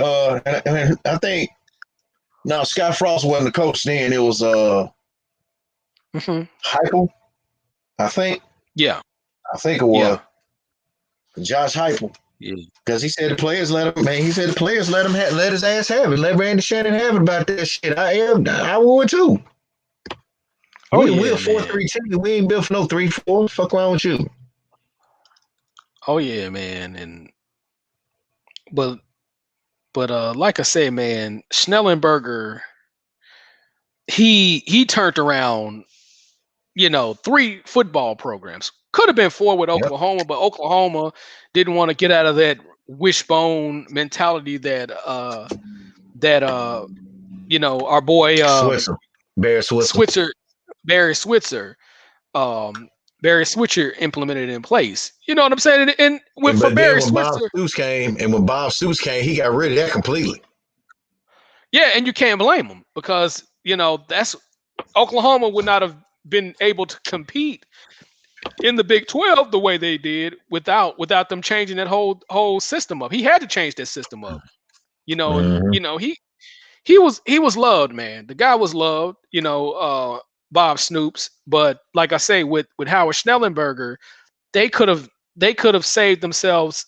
They could have been ahead of the curve had they let Howard Schnellenberger do his thing, man. But they just wasn't ready Yeah, for that. So for the record, Lane Kiffin replaced Charlie Partridge at Florida Atlantic yeah, that's correct. Yeah, that's correct. as a So, coach. Because this but man, yeah, I'm looking at the team he had. I'm looking at this team he had in his first year. He had fucking Devin Singletary, because that uh-huh. man ran for 2,000 yards that season. Um, then he had that man didn't even have he didn't have no wide receivers that went over 1,000 yards. Right. But he had a hellified offense though. God damn. Oh yeah. Yeah, man. So, rest in peace to brother Howard Schnellenberger, not only for, you know, basically like I say, Alabama, University of Florida, Florida Atlantic, Mm-hmm. uh and even the Miami Dolphins, because he was the offense coordinator um for the Miami. You know, those those entities lost a good guy. And in the case of Miami, they lost a good person that turned around their program. And so did Mm-hmm. Louisville, and so did Florida Atlantic. So definitely rest in peace to Howard Schnellenberger, man, for turning around those programs. And 6-0 in the bowl games. Um, won three national championships at Alabama. A national championship as a head coach at uh, at Miami. And turned around the whole Louisville program. So rest in peace to the brother, man. Most You know what deaf, I'm saying? man. Oh yeah. Yes, sir. But Elgin Baylor, Mm-hmm. the great Elgin Baylor. In the words of Too Raw for TV, shout out to that brother because he brought this point up and he hit it home. Elgin Gay Baylor, that's his full name. Uh, that's his full name. Elgin Elgin Baylor literally well, not on before I get on his Laker career, he was a badass college basketball player because in spite of Mm-hmm. the University of Seattle losing to Kentucky in the 1958 Final Four, he was the most outstanding player in the 1958 Final Four. And I think, if I'm not mistaken, the Final Four was in Louisville that year. Right. Yeah. So basically, they basically had a home court advantage. And like I say, he was the most out. He played so well. He was the most outstanding player in the Final Four, and he bust. I mean, I think he scored like 44 points against the University of Kentucky, and in 1958 he was the number 1 draft pick for the Minneapolis Lakers. Um, in he left his junior year, which at that time that was unheard of. People leaving their junior year. Right. People stayed during until their senior years. You didn't really start seeing people leave their junior year probably until the late, want to say the late 60s. I want to say that was basically, but for the most part that was unheard of. Um, he went to the College of Ohio, Idaho, and then ended up at the University of Seattle and averaged 31 points a game in 2 seasons, including 32 points a game in his last year at the University of Seattle. And as a matter of fact, the University of Seattle have not been back to the Final Four ever since. Wow. Yeah, they have not been. They have not been back to the University of They have not been back to the Final Four ever since Elgin Baylor took them there. Yeah, and Wikipedia actually confirms that. They have not been back to the NCAA tournament since 1969, and they play now in the same conference. They play in the same conference that Gonzaga plays in. So, go figure. So, yeah, that's how important that Elgin Baylor was to that basketball program. But here's why too raw for TV, and I give people props when they are 1000% right on something. He brought this up. Elgin Baylor is the most important Laker in history. Here's why he's the most important Laker in history.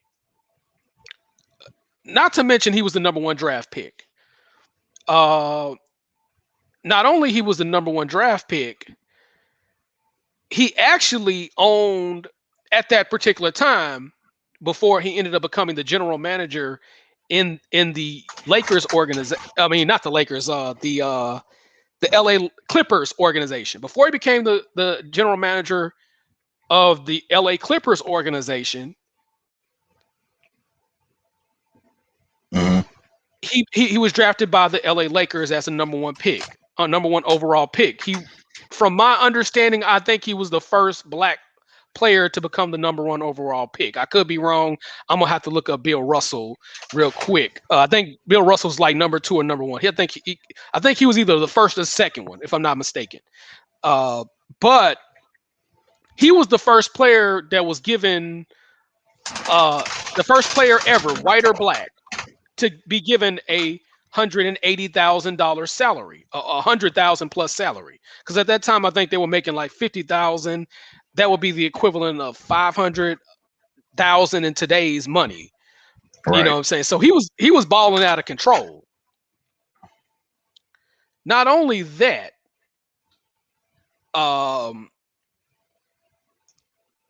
in his contract, this was after George Mikan and a host of other players won 5 NBA championships as the Minneapolis Lakers. This is before was before the Lakers end up becoming the LA Lakers. Now, the crowd attendance was terrible. That was terrible. They convinced, because again, this is at a time when the Minneapolis, like I'm about to say Indianapolis, this is how terrible that organization was at that time. The Minneapolis Lakers literally convinced Elgin Baylor to go jump straight into the draft. And it was a good move, instead of, because Elgin Baylor wanted to get his degree, because he was the first person in his family to go to college. He was the first person in his family to go to college at that time. So at that time, having a degree was practical. You know what I'm saying? Because he did. From what I've read of his biography, he promised his parents to get a degree. But that changed when the LA Lakers came to him and waved that $180,000 salary. At that time, that's like the equivalent of today money would probably be 10 million in today's money. Uh, you know, at that particular time. So $180,000 was a lot of damn money at that particular time. You know what I'm saying? They convinced this dude to skip his junior year, break the promises of his mother and father to go to the NBA. You know what I'm saying? So at that time, he was getting $20,000 a year at that particular time. Mm-hmm. They were way removed from the glory days. This franchise was so fucking bad. They were talking about not only folding, they were not only talking about folding. Did you know the Lakers? They almost went to Toronto. Yeah, I was reading that. They almost the went to Toronto Lakers. Wow. They nearly end up going to Toronto. That's how bad. That's how cash strapped that the LA Lakers were. That they were talking about going to city of Toronto. They were going to be the first. That was going to be the first NBA team in Canada, because we have NHL teams. This was way before the Toronto Blue Jays organization came into place. I think they came in the 60s or 70s, if I'm not mistaken. They came somewhere around that time. But they were talking about going to fucking Toronto. That's how cash strapped the Minneapolis Lakers were. But not only they gave Elgin Baylor $180,000 a year, which was good money at that particular time. I would love to have $180,000 my damn self. So, $20,000 a year salary. Which he was balling out of control at that particular time. They gave him part ownership of the LA Lakers. I mean, of the what is now the LA Lakers. That's how bad they needed Elgin Baylor. They gave him part ownership of the Lakers, and that would last until he became general manager of the Clippers. A lot of people don't know he owned part of the Lakers. Wow. But that's how bad. That's how bad that's how bad. They wanted Elgin Baylor, and Elgin Baylor was a scoring fucking machine. Here's a stat. A stat.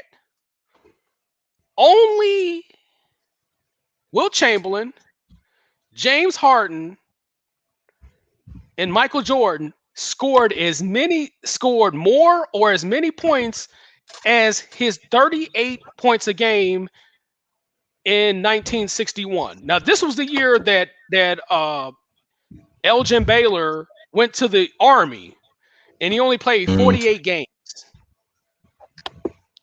So just imagine if he had a full weeks of practice. We don't know how many points this dude would have scored.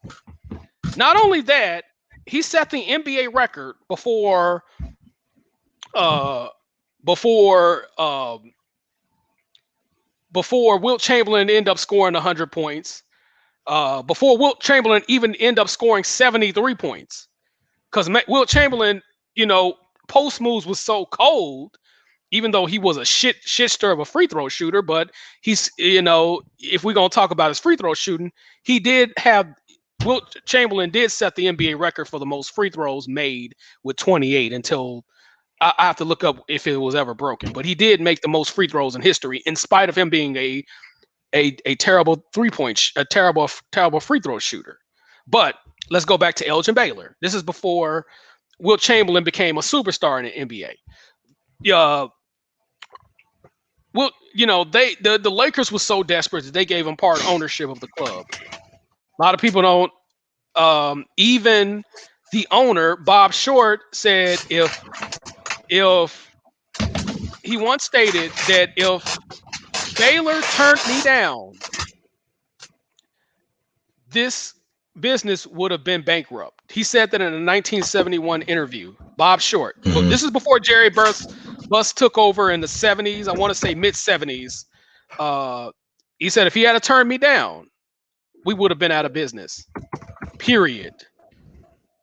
Wow. You know what I'm saying? So that's, and he was so desperate, he gave he gave him part ownership of the Lakers. A lot of people don't know that. He was part owner for until he became the Clippers, because you can't be owner of two teams in the NBA. That goes without saying. You can't be, basically.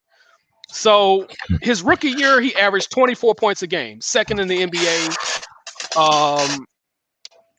During his rookie year. Yeah, Wilt Chamberlain was the leading scorer in the NBA in his rookie year. Yeah, correct. So, what else? What else? He scored the highest points behind Joe Folks and George Mikan. So at that time, the highest amount of points that was scored in the NBA in NBA history at that time was Joe Folks 63 and George Mm-hmm. Mikan's 61 points. This is how long basketball has came along. And Joe Folks played for the Philadelphia Warriors, which is now the Golden State Warriors. You know what I'm saying? So that's how long. That's how long basketball. That's how long basketball came along. Not only that. Not only that. And Too Raw for TV brought this up as well. And that's why I love Too Raw for TV, man. Too Raw for TV keeps it real. Yeah, I got it. Not Yeah, only, I've not been only, listening to some of his stuff too, man. Yeah, uh hold huh. on, listen to some Too Raw stuff too a little bit. And I'm gonna be honest with you, he can put Ticket TV out of business. If they were enemies, because he's cool with Ticket TV. He's been on his show a couple of times, Okay. but yeah, he could if they were enemies. Yeah, I would say that. You know what I'm saying?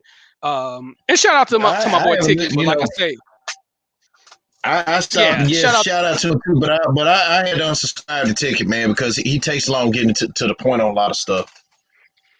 Yeah, yeah, So but like I say, shout out to him. But again, with Elgin Baylor, having the second most points during the 59-58 season, registered the most points, the third most points behind Joe Folks and George Mikan. Elgin Baylor became the first real superstar in the NBA, if there was a superstar. Now, this is during the season, Bill Russell was going into his second NBA championship, because at this time Bill Russell hasn't become a superstar yet, right. because Bill Russell was more of a defensive player more than he was an offensive player, because before then there wasn't no real offensive juggernauts per se outside of Joe Folks and George Mikan. But to football was the sport then. Football, baseball. Matter of fact, baseball was a more popular sport at that time than basketball. A lot of people don't know that. This is how important uh, Elgin Baylor was. Elgin Baylor was one of the contributors of making basketball a more popular sport than fucking baseball, because Mm-hmm. he was the first real basketball superstar in the NBA. And then this was before the Wilt versus rivalry, Wilt versus Russell rivalry became into fruition. I think that started to get off into 63, 65.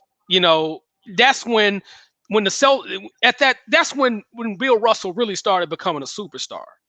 You know what I'm saying? And like I say, his civil rights activism helped him in that era. And that's not to say Elgin Baylor didn't speak out. Elgin Baylor was known for speaking out. Most of the players at that time, because they're not as controlled as they were now.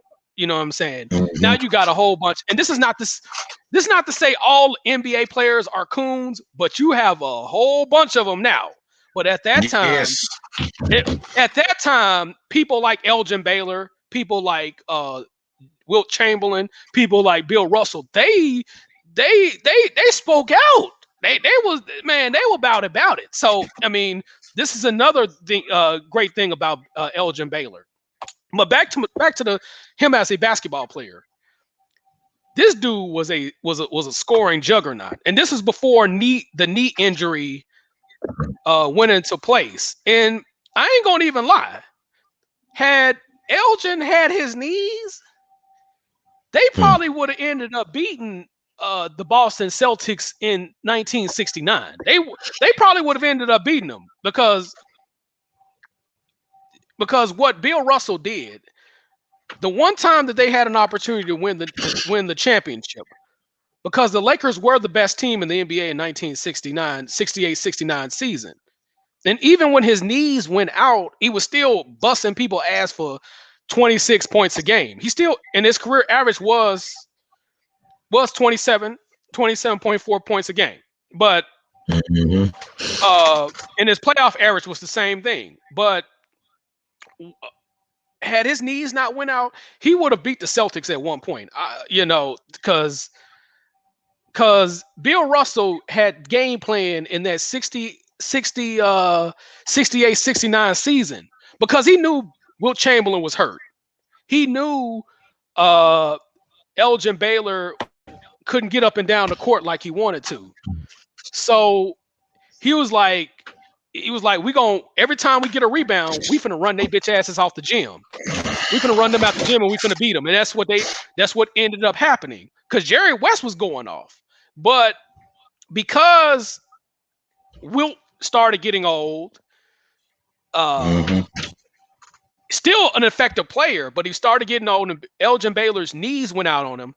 They ran up and down the court and they beat the shit out of him.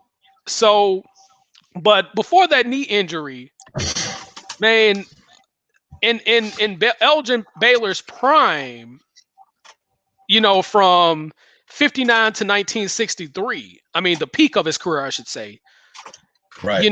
He was averaging right around 32, 34 points a game.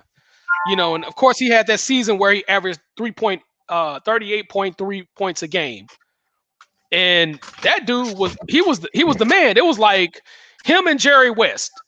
That's them as a scoring duo. They could light up the scoreboard by themselves. Them two men by themselves could light up the scoreboard. Because if you look up basketball, if you looked up the basketball encyclopedia, the LA Lakers was known as West Baylor's and West team. That's basically what they were known as. You know what I'm saying? Because they would light up the scoreboard. And matter of fact, they was the reason why the Lakers, in a few of those years, this was before a couple of those years where they went game sevens with Boston, particularly famously in 1961. Baylor set the NBA record in the NBA Finals, which is still held to this day. 61 points. It's still a record. They won this game, but they lost the finals. Of course, Michael Jordan had 63 in 1986. But he scored 61 in the NBA Finals versus the Celtics. He was busting their ass. And even Bill Russell, after the NBA Finals, had to shake that man's hand. He was like, man, I've never seen no motherfucker score like that. He shook that man's hand, and he dunked on Bill Russell in one of those games, if I'm not mistaken. And like I say, that was a rare thing that happened. It was a rare thing that people dunked on Wilt Chamberlain. You know what I'm saying? But yeah, he shook his hand after the damn finals. That's how bad he busted their ass. He was like, man, if I did not have this team, even Bill Russell said in his own words, if I did not have this team, the Lakers would have got us a couple of times. Yeah. So that's how bad. That's how. Man. And then his mid-range game. He was known for going to the basket. He was known as a slasher, but his mid-range game was deadly. He had one of those deadly mid-range games. Not only he was a crazy scorer, he was a motherfucker rebounder. And that small forward position at 6'5", the only dude at 6'5" that could probably rebound better than Elgin Baylor is probably Charles Barkley. But he was at the small four. But Baylor was at the small forward position. In his career, Elgin Baylor averaged 13 rebounds a game. Now, of course, he slowed down during the last 4 years of his career. But in his prime, he was a 15 rebounder a game. He was like around 4 or 5 assists in his prime of his career. So he basically carried that Lakers franchise. Now, of course, in 1961, 61, when of course, yeah, 1960-61, the Lakers damn near went to the NBA Finals then, but they lost in the finals versus the St. Louis Hawks. You know what I'm saying? And the next year, of course, they would end up making the finals after that. You know what I'm saying? Which the one of many finals that he would end up making. But uh but yeah, they almost made the NBA finals in their first year in in uh in Los Angeles. They damn near made the finals in their first year in Los Angeles. And like I say, man, they like his mid-range game was unstoppable. You know, I think Baylor in the 70s, in the 80s, I think he would have still been effective, mainly because of his mid-range. He had a killer mid-range game that was virtually unstoppable, man. You know what I'm saying? And then his ability to rebound, that would have worked well. You know, and then like I say, he was playing the small forward position. Now, when those knees went out, you know what I'm saying, his effectiveness became less and less effective, but he was still a scoring juggernaut. And like I say, he had jumping ability too. He was a good leaper too as well. So I think he would have been good. He could have done something in the 70s and at least before the knees went out. But he was still averaging like 27 a game when his knees went out, man. And of course, the other chance of them winning that championship, of course, we knew what happened against the Lakers when Willis Reed, that Willis Reed final when Madison Square Garden went crazy. When Willis Reed, that was an opportunity of them winning. They had an opportunity to win it then, but you know, I don't know what was going on with the Lakers at that time, because those Lakers teams, he could have won a championship a couple of times, but like I say, the knees went out. Will Chamberlain got hurt. With the Knicks series, that's another series that they could have won. But again, Willis Reed was bussing Wilt Chamberlain's ass, especially with that mid-range game Willis Reed had in his own right. But in the 1972 season, this is when the Lakers had went on that still winning 33 game winning streak. He ended up retiring, I want to say 9 games into the season. You know, mainly because of injury more than anything. That injury just you know, it was just bothering him. Had he fought it out, he would have won an official championship. Now, because he was part owner and because he was a part of that team, still the Lakers organization gave him an honorary championship ring. Because he was still a part of that organization. Because he was a part of that organization, they gave him an honorary championship, but he just was not on the active roster. But he still ended up getting an honorary championship. But after that 9 games, that 9th game that he ended up retiring, the Lakers ended up going on that 33 game winning streak, which was ended by Milwaukee. Milwaukee's Kareem Abdul-Jabbar, Oscar Robinson. There was a couple of other guys. I forgot that guy's name. He should be in the Hall of Fame, though. I ain't gonna lie. He was because he played for the Bullets as well. They had a pretty good squad, but they ended up breaking the winning streak. But they would end up winning the championship. They would end up winning the championship off of Gail Goodrich and Jerry West and Wilt Chamberlain. But that does not happen. The Lakers championships after George Mikan does not happen if Elgin Baylor did not leave college early. And this is the owner saying, owner Joe Short, who would end up, who of course if you're a Texas Ranger fan, a Washington Senator fan, you know who Joe Short is. You know who Joe Short is because he was the guy that brought baseball to Texas. But Joe Short ended up saying in an interview, if Elgin Baylor does not come to my franchise, and this would have probably hurt the NBA as well. But he ended up becoming the first real superstar in the NBA. He was the foundation of Wilt Chamberlain becoming a superstar. He was the foundation of he was the foundation of Bill Russell becoming a superstars. So basketball's popularity would not have had the popularity without Elgin Baylor. That's how deep this is, man. So to all you Laker fans, give that man his. If you didn't give that man his roses, give that man his roses right now. For all you Kobe fans, Shaq and Kobe, Magic Johnson fans, give that man his roses because you don't have the Showtime Lakers.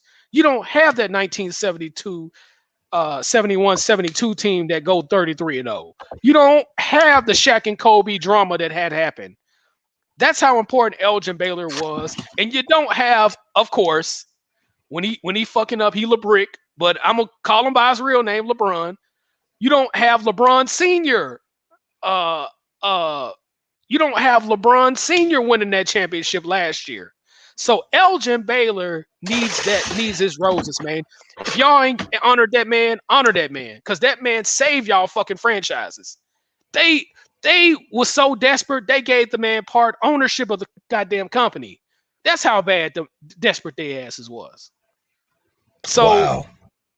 Yeah, man. Hell yeah. They gave that man part ownership of the company, man. So yeah, man. And like I say, shout out to Too Raw for TV for bringing this up as well. Because he dropped some knowledge I didn't know about. And like I say, I do my cross reference, and he's 1000% right on this, man. And I say, like had his knees had not went out, they would have gotten Celtics long before 1985 when they finally beat the Boston Celtics in the championship. But the man knees just went out on him, and he was still scoring on people, man. So what was your thoughts on Elgin Baylor based off the replays and the highlights that he did in the 60s and I wouldn't say the early 70s because that's when he started declining. But what would you say about Baylor? Well, just based off of just reading about him, I never saw any highlights. Damn, I mean, what you basically said about him? Elgin was one of the best players ever. Period. Why not? Best defender, in my opinion. But everything what you were saying about him and reading about him and stuff like that. Now about the thing. Now I did read about the Lakers. The Lakers were about to be the first ever Canadian basketball team by going up to Toronto. That's how But hey, I mean, NBA lost a legend, and NBA would have been as popular today. Because with him being one of the pioneers, and to be honest with you, I really think that some of these players today, they don't have no respect for the game at all. It's more like, don't forget where you come from. Mm-hmm. They don't acknowledge guys that paved the way for them to be, to be where they're at. Now, you may call me crazy or whatnot. I think right now the modern day Elgin Baylor right now is this guy that plays for the Sixers named Joel Embiid. Mm-hmm. Because he has improved a lot under Doc Rivers.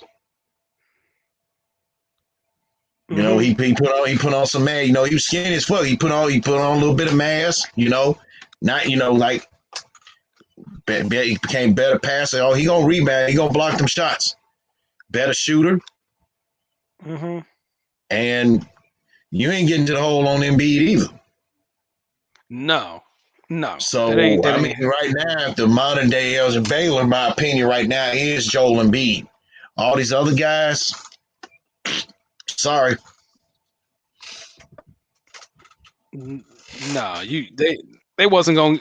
No, yeah, and like I say, his defense was very underrated because he could guard like it. He could guard four of the five positions as well. So that was another thing that made him stand out in spite of his scoring and stuff like that. Because like I say, the Boston Celtics went to like before that 1969, they went to like two game sevens and a few game sixes. That you could argue, had Boston not made a few plays, uh they would have probably beaten the Celtics because they had a couple of close game sixes as well. And the weaknesses of the Lakers were the center position. Now, in spite of them having a 7'1" guy, he was soft as fuck. But Bill Russell was having his way with him, man. Bill Russell, if there was an NBA Finals MVP, would have had like 5 MVPs in his own right if the NBA Finals MVP, because of course the Finals MVP didn't exist until 1969 when Jerry West was the only person at the losing end of the stick to be the Finals Mhm. MVP. You know what I'm saying? And that's because he was just going off on them. But again, uh, the Lakers was aging at that time, so that's why they wasn't able to do what they would do. And then of course, like I say, Baylor's knees was going out on him at that particular time, and in 1970 and 71, it ultimately came to his ugly head at that particular time. And not to mention, also, I also want to bring this up as well. The Minneapolis Lakers went to the NBA Finals in their second to last year with Elgin Baylor as well. They lost to the Celtics. They got swept 4-0 in the finals. So um, that's how important he was to that franchise as well. So I also meant to bring that up as well. So the superstars now, it wasn't the same superstars at the time of Baylor becoming a superstar because, like I say, he was an offensive juggernaut. He was a very underrated defender. You know what I'm saying? Because he could defend as well. So like I say, he he saved that franchise more than anything, other than his play. Because he gave his 100%. Even if he could not run up and down the floor, he gave it his all. But like I say, he saved that franchise. And like I say, the Lakers don't win as many championships as they do had he not, sacrificed his senior season to go to the Lakers, man. So, man, rest in peace to the Baylor family, man.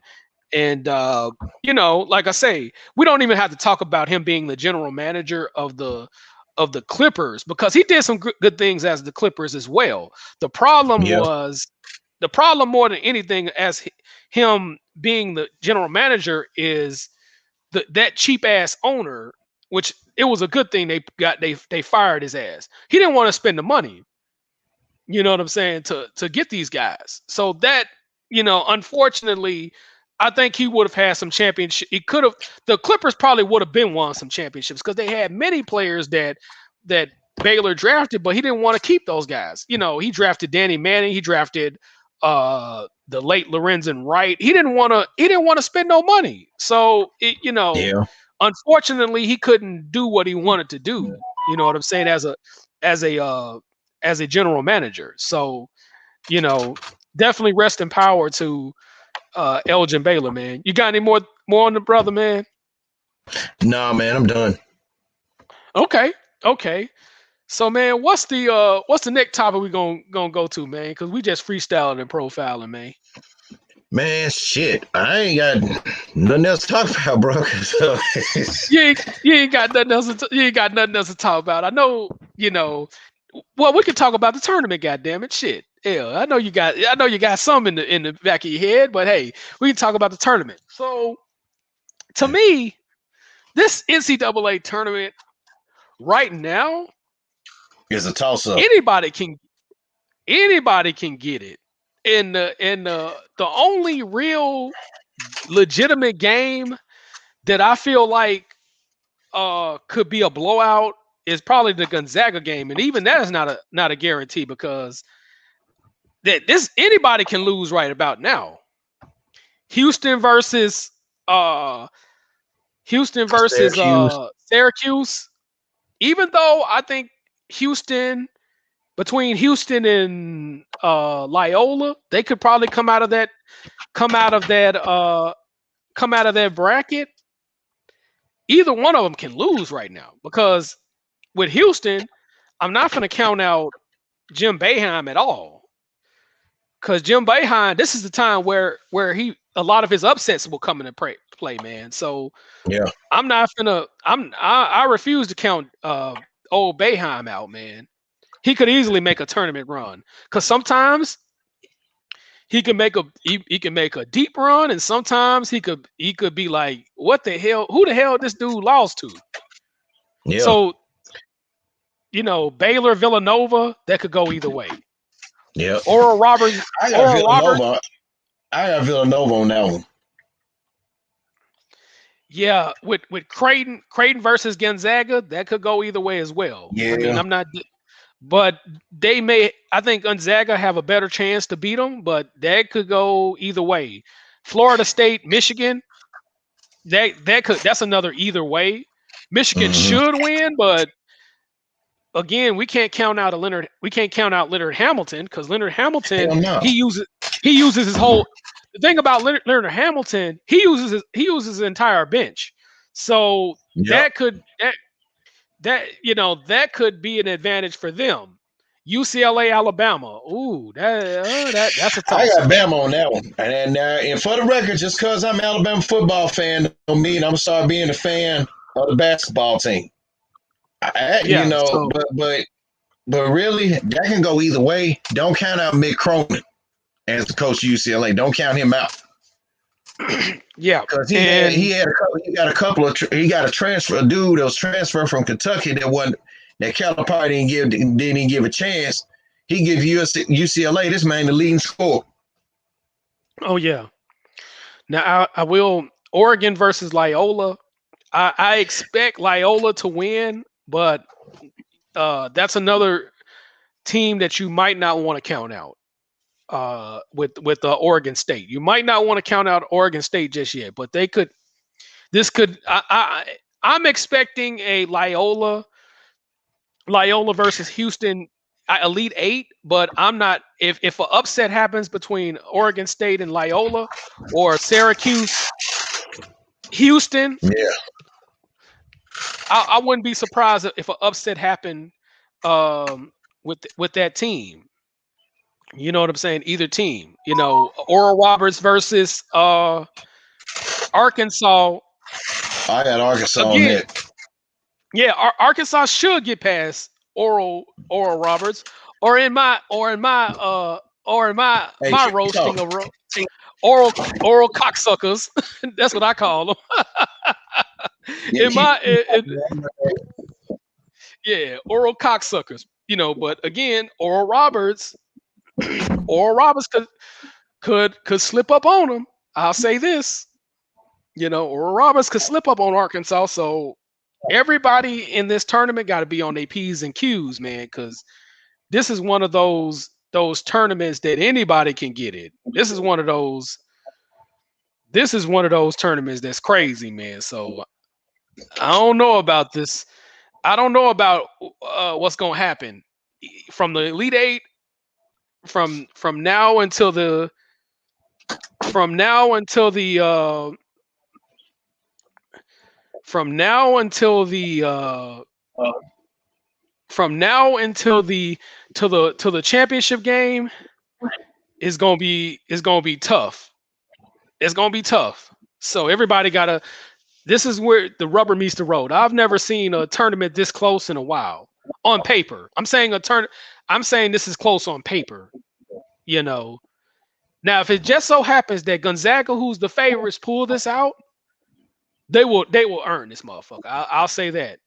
But don't count these teams out right now. I'll say that. Do not count these teams out right now. Do not count any team out right now.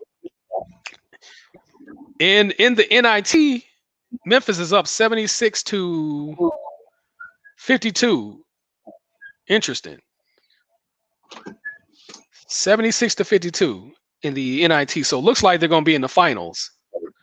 So, all right, I'm back. And speaking of Memphis, since you said that, I'm gonna be real with. I'm gonna be honest about the Memphis basketball team, if I may. They suck. Yeah, They suck. right now.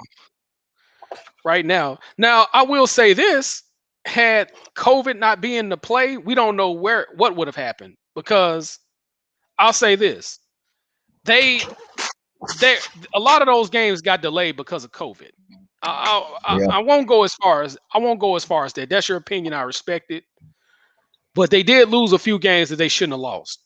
You know, there is no way this team, with the talent that they have, they should not be 18-8 right now. We probably would say, if you take away the Houston losses, in all honesty, those were the only games they should have lost. They shouldn't have lost. The only teams you probably give them the benefit of the doubt on in terms of losses, because the Houston Cougars is on a whole nother level compared to everybody in the conference. They're on a whole nother level. You know, win or lose tonight versus Jim Boeheim. Because if they get to the Elite Eight, this is a great season for them. You know, and even better if they get to the Final Four. But that's going to be tough. Loyola is not a team you want to sleep on. I'm going to tell you that right now. Yeah, no team better. Illinois. Oh yeah, but Illinois don't play them that. Illinois don't play them that often. And speaking of Illinois, did you know Illinois, outside of the new teams that then came into the Big 12, they have a winning record against every program except Indiana, Purdue, and Michigan State. I don't really count the Maryland. I really don't count Maryland because Maryland is a relatively new team. I really don't count that series. I was shocked that they got a winning record against UNLV. Yeah, they have a winning record against every Big 12 team. The only team that really, and Purdue is really the only team that has a legitimate, a legitimate losing record against, because Purdue, they've lost. Purdue have 12 more wins, because they lead the series 102-90 over Illinois. Now Michigan State and Indiana, that's a toss-up series. So if they could win 10 straight games and lead the series, and Indiana could win 10 straight games and lead the series. So that's a deceptive. But they have a winning record against everybody, surprisingly, and they don't even have a national title. You know what I'm saying? That's what's crazy about the whole thing. So, yep. But getting back on the Memphis' problem has been the offense, bro. Yes, you know, even though he definitely should know better, because he was a good offensive player before injuries took over his career. He was a hell of an offensive player. You know what I'm saying? So he should know better. Hopefully, you know, this getting deep in the NIT tournament could give them some confidence, because this is looking like, you know, and I'm not saying he'll do as good as this person, but it's looking like, because only at the time of Penny, the head coaches that became head coaches during the year of Penny, there's only 3 head coaches who became a head coach around the same time as Penny that has a better record. There's only 3 head coaches, according to the commercial appeal. There's only 3 guys that have a better record than him. So he's on the right track. But I'll say this: he's got to do better. He's got to do better. So that's all I'm gonna say about that. But and I have a thought, and also You got to follow them because none of those players have the fundamentals. None. If you ain't got no fundamentals, how you expect to make it? Well, depending on the player, because I will say this, and with the center that they got, Musa Cisse, he said he Mm-hmm. showed him some things, and we're talking about a guy that had he stayed at Lausanne, probably would have been the number one recruit in the country. He had the potential to be but he ended up leaving a year early. Musa Cisse said he showed him some things that he didn't know shit about. So, but I will say this about Musa: he should be a better offensive player than he is. But he's got 4 years to figure it out. So, if I'm Musa, I would stay as long as I need to stay.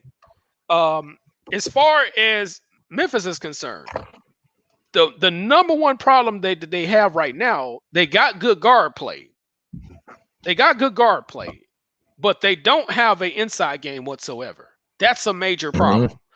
Because if you don't have the ability to shoot the ball, if you can't score, if you can't shoot the three well, you gotta have a damn good inside game, and that's what they're lacking. So, last year that wasn't as big of a problem because they had Precious, and had Precious not at Precious stayed, I'm for sure Yeah. they would be in the tournament. As a matter of And, fact, and Precious is in Miami.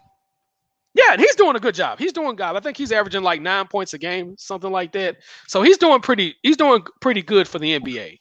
So at least he'll be he'll be able to come off the bench for any team with the way he's playing. But here's the Mm-hmm. thing. If you can't score from the outside, your inside game better be like the Memphis Grizzlies when they had Zach Randolph and whatchamacallit. So you better be able to get some easy buckets, or if you can't, you finna be out of there. Um so yeah, man, he's gonna have to step it up as a coach. So next year you gotta step it up, Penny. You gotta step it up, Penny, man. So that's all Yeah. I gotta say to that. 'Cause, hey, he on the hot. Really, he's really on the unknowns. Everybody, he really is on the hot seat. And congrats to Tony Matlock on his new endeavor. Congratulations to him as well, and that's long overdue. I Yeah. will say that that was long overdue because him being the recruiting coordinator at Arkansas State, he was the recruiting coordinator at UTEP, couple of other places, University of Ole Miss. Mm-hmm. I expect him to do good things at South Carolina State. He should have been a head coach somewhere because you know he's done a great job as a recruiting coordinator for so many years and basically turning these programs around. He led Arkansas State to their first NCAA tournament ever as a recruiting coordinator, being able to recruit a lot of guys from Memphis to Arkansas State. Arkansas State, for the most part, was a football school. They Yep. even made it to the NCAA 1AA championship. You know what I'm saying? And of course, they've revamped ever since. What's that? Gus Malzahn was the head coach That's out there. Malzahn. Yep. So their football program is getting back. Like I say, I had a cousin that played for that team on one of those conference title teams. Want to say 2015, 2014, something like that. I haven't been in contact with them in so many years, but Matlock was the recruiting coordinator then. So, and then he did a good job with UTEP. Tony Barbie made him the recruiting Mm-hmm. coordinator. And at that time, when they had Randy Culpepper and Michael Moultrie and those guys, I called them the University of Memphis West because they were recruiting way more Memphis players than the University of Memphis. Mm-hmm. And so yeah, man. Congratulations to Tony Matlock, man. Congratulations to Tony Matlock. Oh, we forgot to mention Lon Kruger, man. We're about to Yeah, leave there's this. one more. Yeah, he called Lon. it quits after 45 years.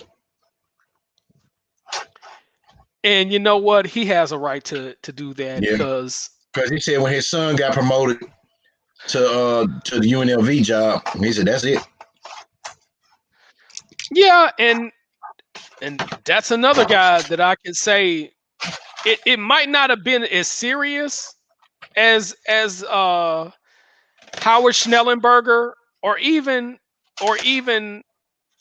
uh or even Elgin Baylor's case because those guys, Mm-hmm. you know, really saved. I mean, really kept them doors from closing. You know, Right. but Lon Kruger, after the University of Florida hired Don DeVoe, after that little debacle with the coach before DeVoe came into play, um, forgot that guy. Because they was on probation when Don DeVoe was the head coach. Uh, Norm You know Sloan. what? Norm Sloan. Mm-hmm. You know, Uh-huh. and we all know that Don DeVoe was up there at Tennessee. Uh-huh. That's correct. Him. You know him and a famous wrestler who used to be the starting center for Tennessee got into it, and he knocked the shit out of Yep. Don DeVoe for calling. And you know who he is. He slapped the shit. He bitch slapped the shit out of Don DeVoe. Yep. And that Kevin was Nash. known around. Yep. And that was heard around basketball circles, man. But Big, yeah, big. Don DeFoe. And Yeah, Dale Don Ellis DeFoe. told that story about it. Wait a minute. Don DeVoe. And Dale Ellis told that story about it. He said, I was there when that happened. We was like shell shocked. He said, but looking back at it now, Don deserved it. He's because Yeah. everything Kevin was doing right. Don always had some shit to say. And said Kevin just Oh, got up and just slapped the shit out of his ass. Like, damn. yeah. And Kevin Nash, of course, he played on the before Jerry Green, and most recently, what's that? Rick Barnes. Um, Kevin Nash, the wrestler, man. Kevin Nash, the Yeah. wrestler. That's what I'm saying. I know you're Yeah, talking about. and I know you. and here's another tidbit. You know, he was the number two basketball recruit at the state of Michigan behind Magic Johnson. Uh-huh. Yep. And I said, man, I tweeted him. I said, man, think you and Magic Johnson been playing on the same team. He said, yeah, that would have looked good. He said, but he said on my end things wasn't working out with me in Michigan State. Like, damn. But him and Kevin Nash, they were like the number one and number two recruits in the state of Michigan because he played for I think Nash played for the rival that the rival high school Matt for a rival high school I believe, but man, Nash had some game, man. Shit. Oh yeah, man. Yeah. Yep. Yeah, but they said, And but that about with Don DeVoe, that was the shot her around the world, slap her around the world. yeah, and he had to leave. He had to leave. Yep. Because he slapped the shit out their asses. Because he ended up transferring to Bowling Green, but Bowling Green, and he was gonna go to Europe and play basketball, but he decided to enlist in the army, and he Yep. went to Ford, the Ford motor camp. He ended up working for Ford Motor Camp before he ultimately ended up becoming a wrestler. You know what I'm saying? Yep. So yeah. But getting back on Lon Kruger, staying on topic. Don DeFoe, basically, when he was the head coach, leaving Tennessee to Florida, because that was unexpected in terms of the University of Houston, University of Tennessee. But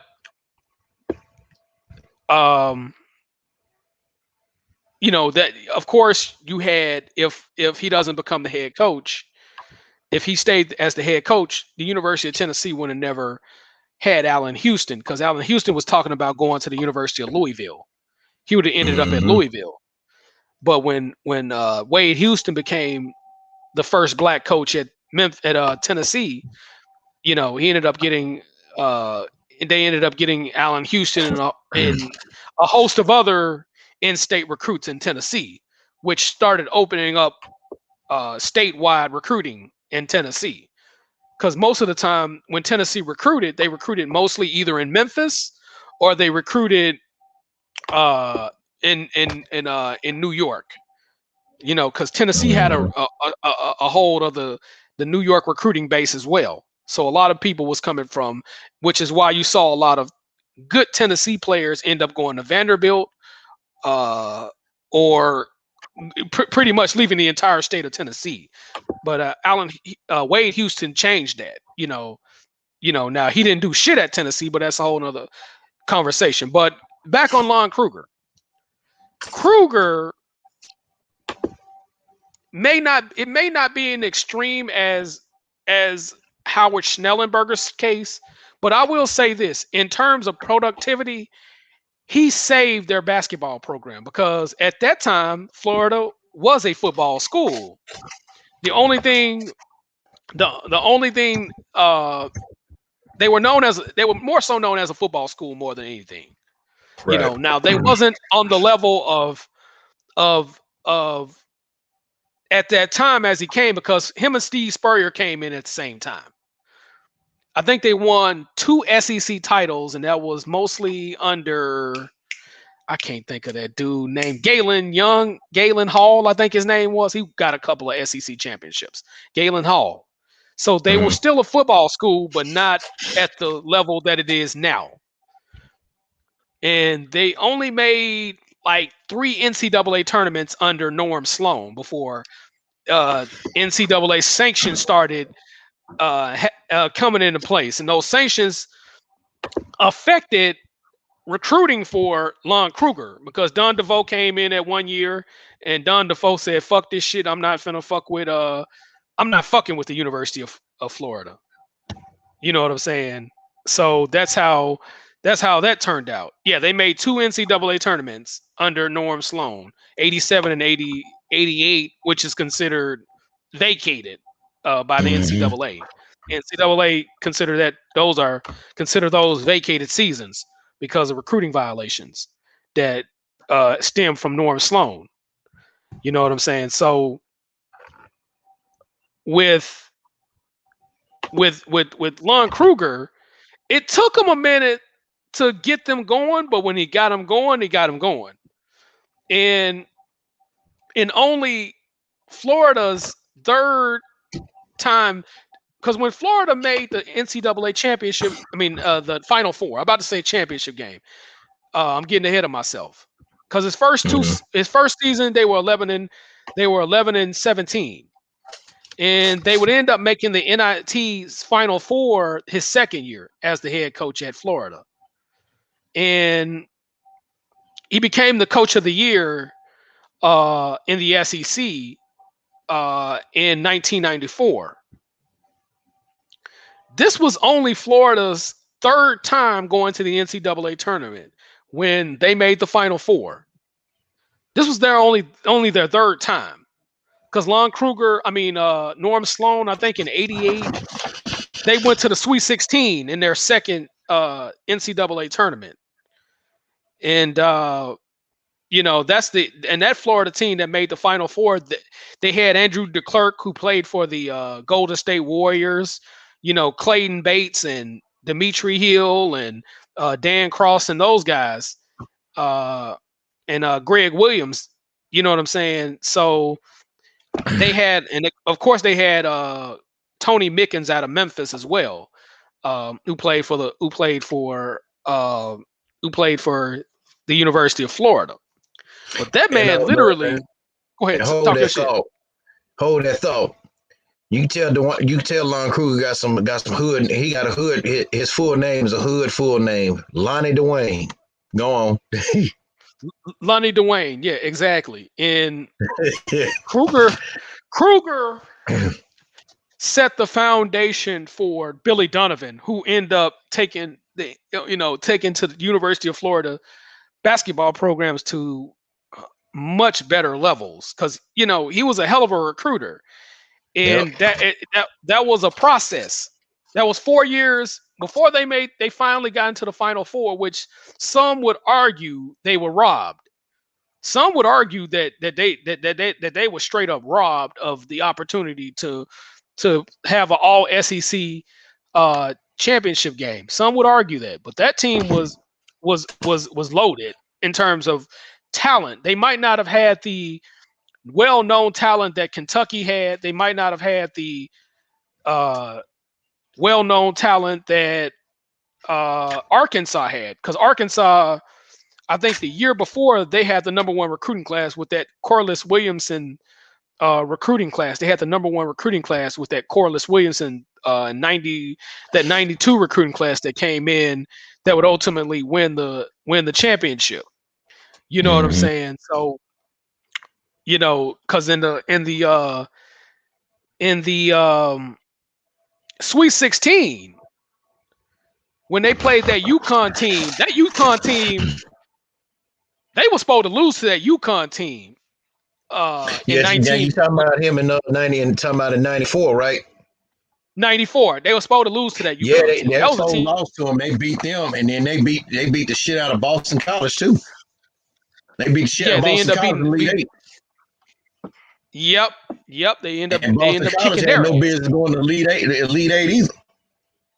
Yeah, so Kruger took that Florida program and he built a foundation for Billy Donovan. Now, of course, they had a bad year his last year at Florida. And 1995, 96, they went 12 and 16. So he had 12 got and fired. 16.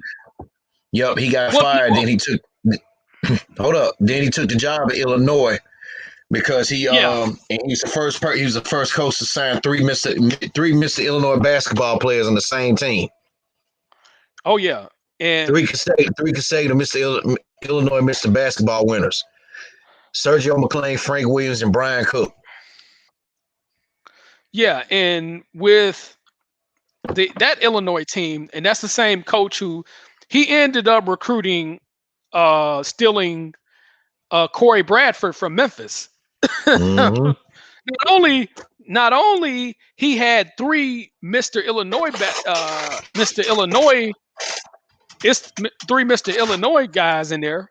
He ended up stealing Corey Bradford, because everybody expected Corey Bradford to go to Memphis, but that didn't happen. He ended up thank you, Larry Finch. So that was the beginning of the end for Larry Finch. Him not getting that Robert O'Kelly, Tony Harris class. That was the beginning of the end for Larry Finch. So to go along with that first round loss to Drexel, that was another thing, that because that team, that 95-96 team should have probably went at least to the Sweet 16, if not the Elite Eight. You know what I'm saying? I don't know about that team's problem now. What we said about with Penny, lack of shooting. Drexel had some shooters. No, that team could shoot. Go back and watch that Arkansas game.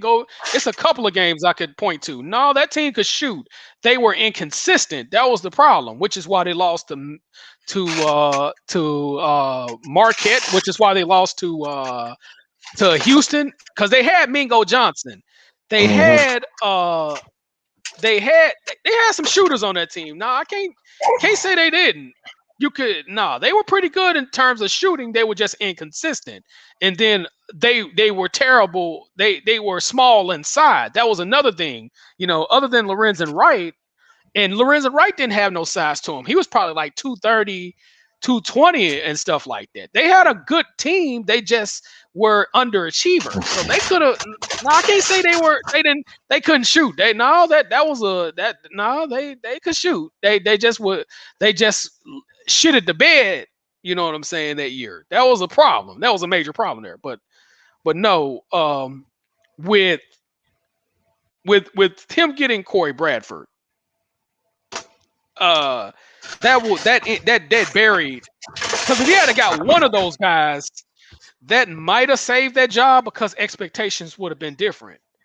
And it was so bad that Larry Finch had to recruit at the junior college level his last year as the head coach, and we see how that turned out.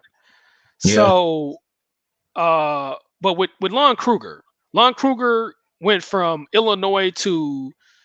Florida to Illinois, UNLV went to and from then Florida, Illinois. and he Then he took the UNLV job because he took the Atlanta job because he coached the Hawks for 3 years. he coached the Hawks for 3 years. Yeah, but I was going to Illinois. Illinois when he before he left to Illinois, he set a foundation for Bill Self because like I say he took like you say he took the Atlanta Hawks job after he left Illinois. Bill Self became the head coach, and he took uh uh that team to the Elite Eight one of those years, which uh, I want to say Illinois was like number one or number two. Uh, Mm-hmm. it had a number two ranking in the tournament, and that was a team that could have went to the Final Four.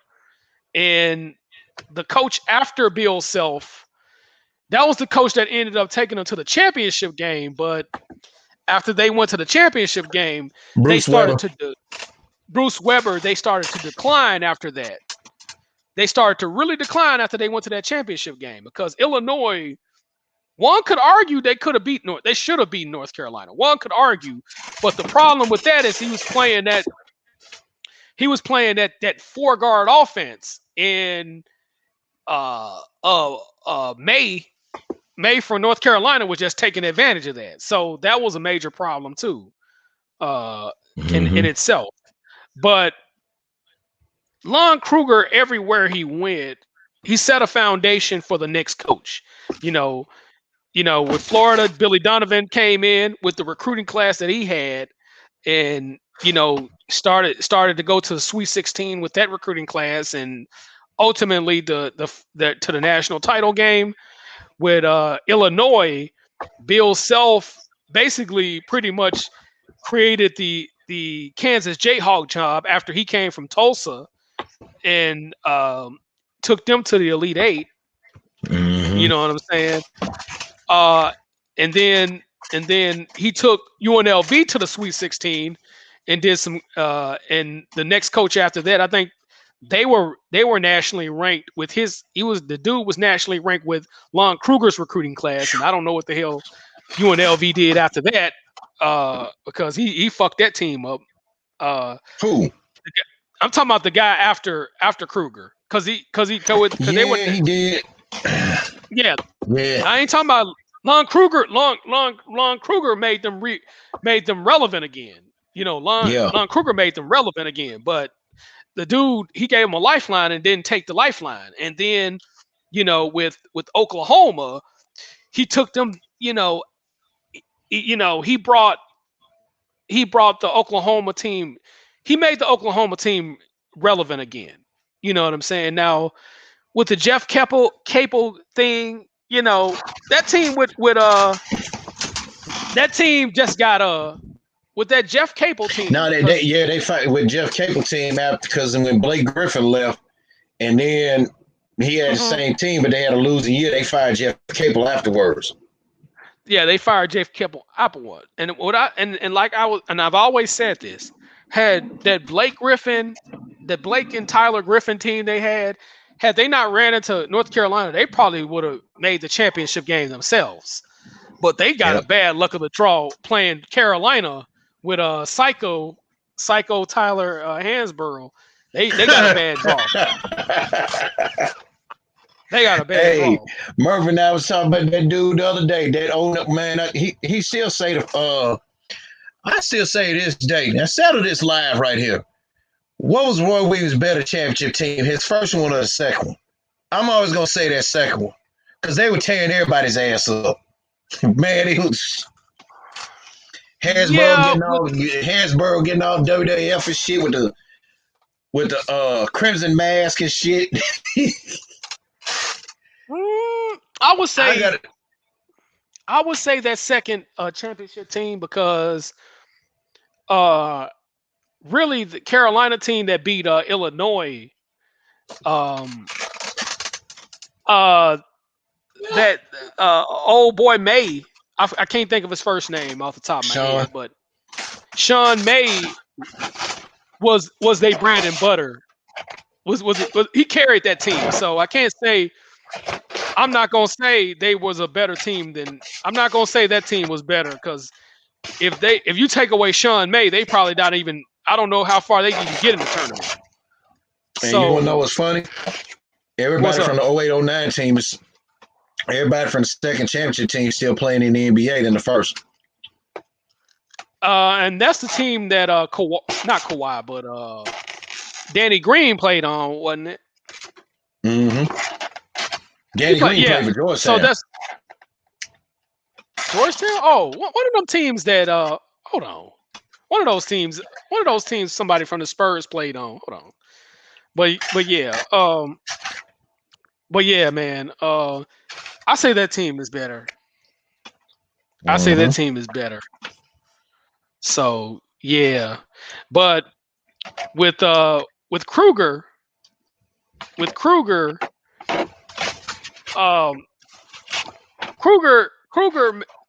kept Oklahoma relevant and then took them back to their first Final Four.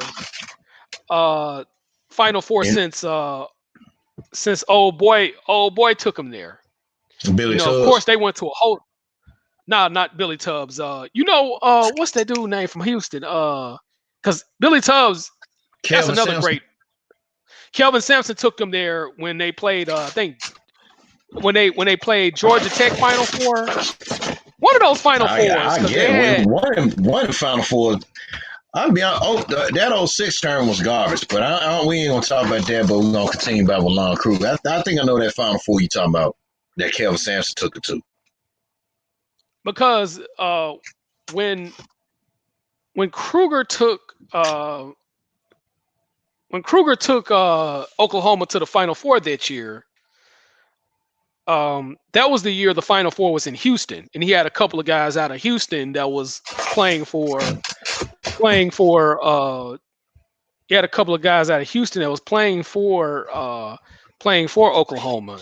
And North Carolina had a guy that Jackson kid that played for Tomball, which is like further north of Houston. But yeah, he kept the Oklahoma team relevant while he was there. So he did a hell of a job at Oklahoma, keeping them afloat and bringing them back to the Final Four while they was there. You know what I'm saying? It was just they were playing against a much better Villanova team that shot their damn lights out, man. I was like, what the fuck, man? They ran into a brick wall when they played Villanova in that Final Four, man. We was like, is these motherfuckers gonna stop shooting on that man? So the one chance that you could argue he probably had a chance to go to at least get to the championship game, that was cemented by fucking Villanova that year. So right. But yeah, the last 4 years,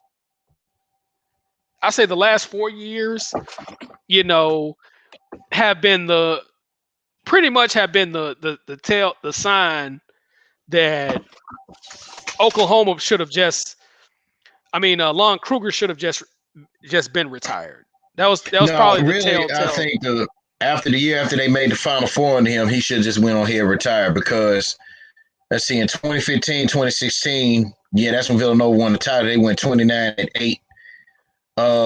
In the 2016-17 season, they went 11-20. What the fuck happened there? Then after that, they went 18-14. That's when they had Trae Young's garbage ass.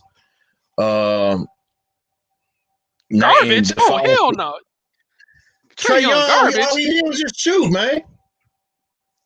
Oh, hell no. Oh, no, man. Trae Young, but he was, no, because Trae Young is the only, Trae Young. But he's the only point guard the only player in the NCAA basketball history to lead the nation in points and assists in the same year.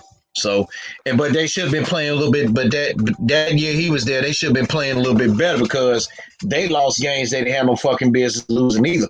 With the exception of Avery Johnson, when Avery Johnson's in Alabama. So you know, my gripe was, and as Charles Barkley said, the best ESPN being everybody's ear too much. So I think Trey Young should have stayed another year. All right. Then in 2018 and 19, they went 20 and 14. All right. Last year they went 19 and 12, but the tournament was canceled because of the damn pandemic.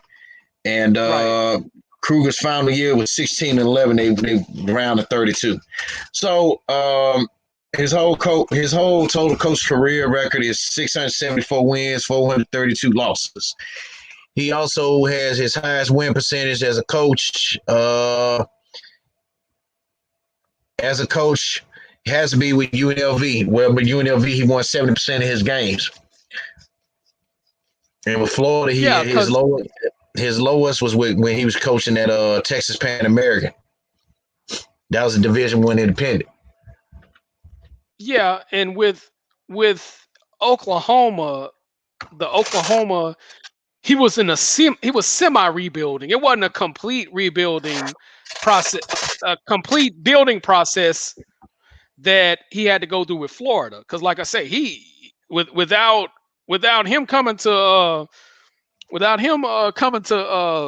coming to Florida, we don't know where their basketball program would have been. I don't think they would have been able to hire Billy Donovan. With the way that they had a debacle with Norm Sloan and Don DeVoe. So yeah, he had to build. He had to literally build. Fucking Florida. And this is with him having a good team at Kansas State. Because he made the tournament every year with Kansas State, and did a great job at Kansas State. And matter of fact, but Kansas State didn't beat. It took years before Kansas State started beating Kansas again, because there was a legitimate rivalry under him. And then for a while, Kansas State just couldn't get a win over Kansas, because University of Kansas have been the creme de la creme of the whole entire state. You know what I'm saying? So, with him, keeping them relevant in the Big 8, which is now the Big 12 mixed in with the Southwest Conference. Like I say, man, he did the damn thing over there, man. But University of Florida was a building process. He built that program. You know what I'm saying? To where they, Donovan could come in and, hey, take them to the tournament every year, and ultimately ended up winning a national title. So without him being at Illinois, Bill Self don't come in and do, keep them relevant. And Bruce Weber, I don't know what the fuck Bruce Weber was thinking after that championship game team. They just went to complete hell after he took them to the championship game. You know what I'm saying? So he, everywhere he went, there was a foundation that he set. Now, whether or not the coaches took advantage of that foundation, is a whole nother topic in itself. So, shout out to Lon Kruger. Happy retirement, man. Go on and smoke you a blunt. Get you Colt 45. Get you something and enjoy your happy retirement, man. And shout out to his son who's got it. Yeah, just stay retired. Don't come back. You're too damn old any damn way. So just retire. Just stay retired and enjoy your life, man. Because like I say, and this could end up happening with Coach K. Because the older you get, because Lon Kruger is getting close to the 70. Coach K is getting up there in age this year. Yeah, so Coach K is getting up there in age. As you get older, you don't have this same fiery spirit as you do when you're younger.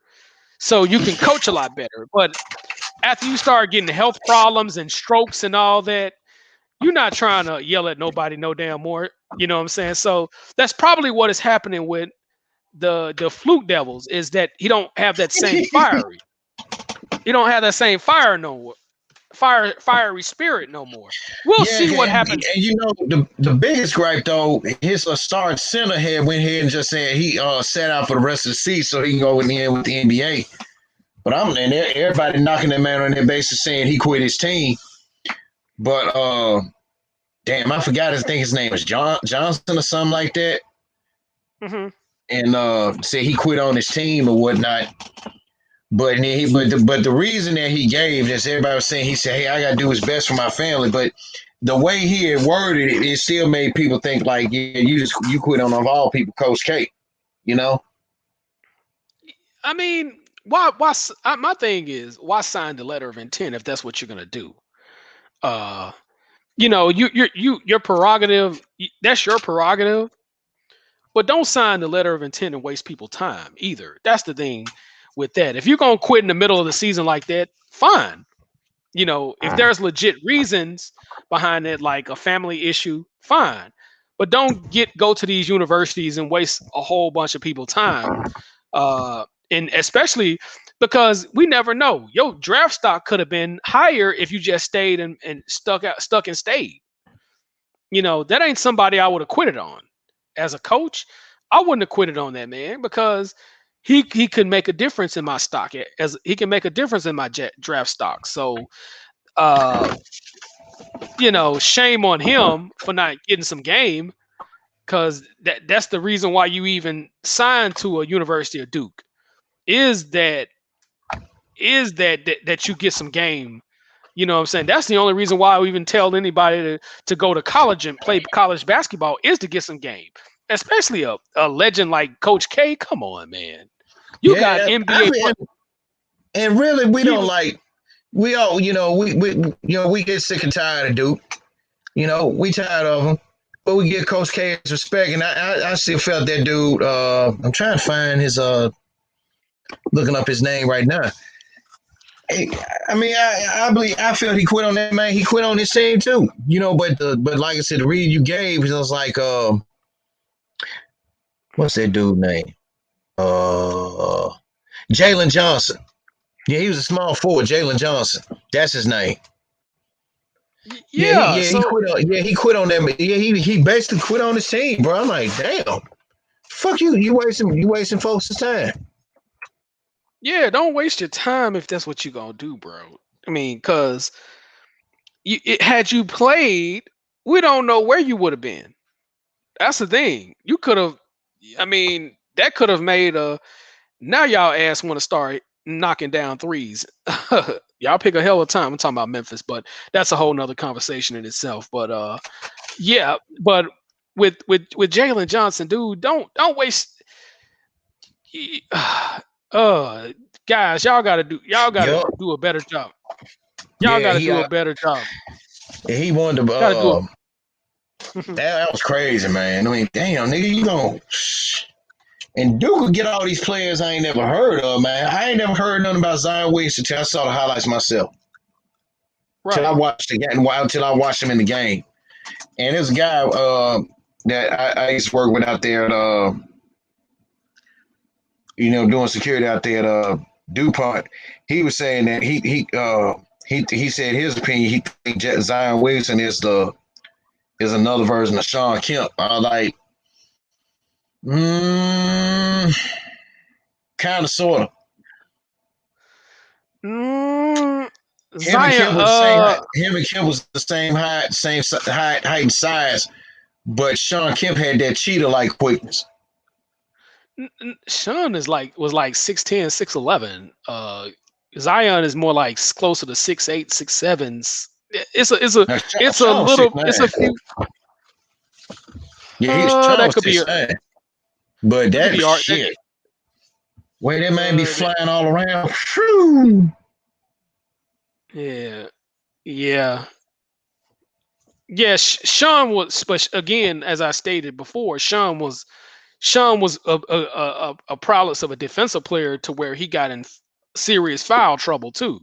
Uh, yeah, yeah. Zion is a little bit shorter than him, Yeah. so a few inches shorter than him. So yeah, that's a major difference. But I mean, Zion is still good. Let's not get it twisted. He's good. Yeah. So Yep. he's good. He definitely good. Yeah. So yeah, man. Yeah, man. But yeah, But man. But yeah, yeah. shout out to Lon Kruger. Shout out to the Memphis Tigers on getting to the NIT championship. Now y'all gonna have to do better next year, man. Y'all can't be playing this bullshit ball. Uh, y'all can't wait till y'all get to the nigga shit nigga shit invitational tournament and start knocking down threes. You need to be knocking these threes in the regular season.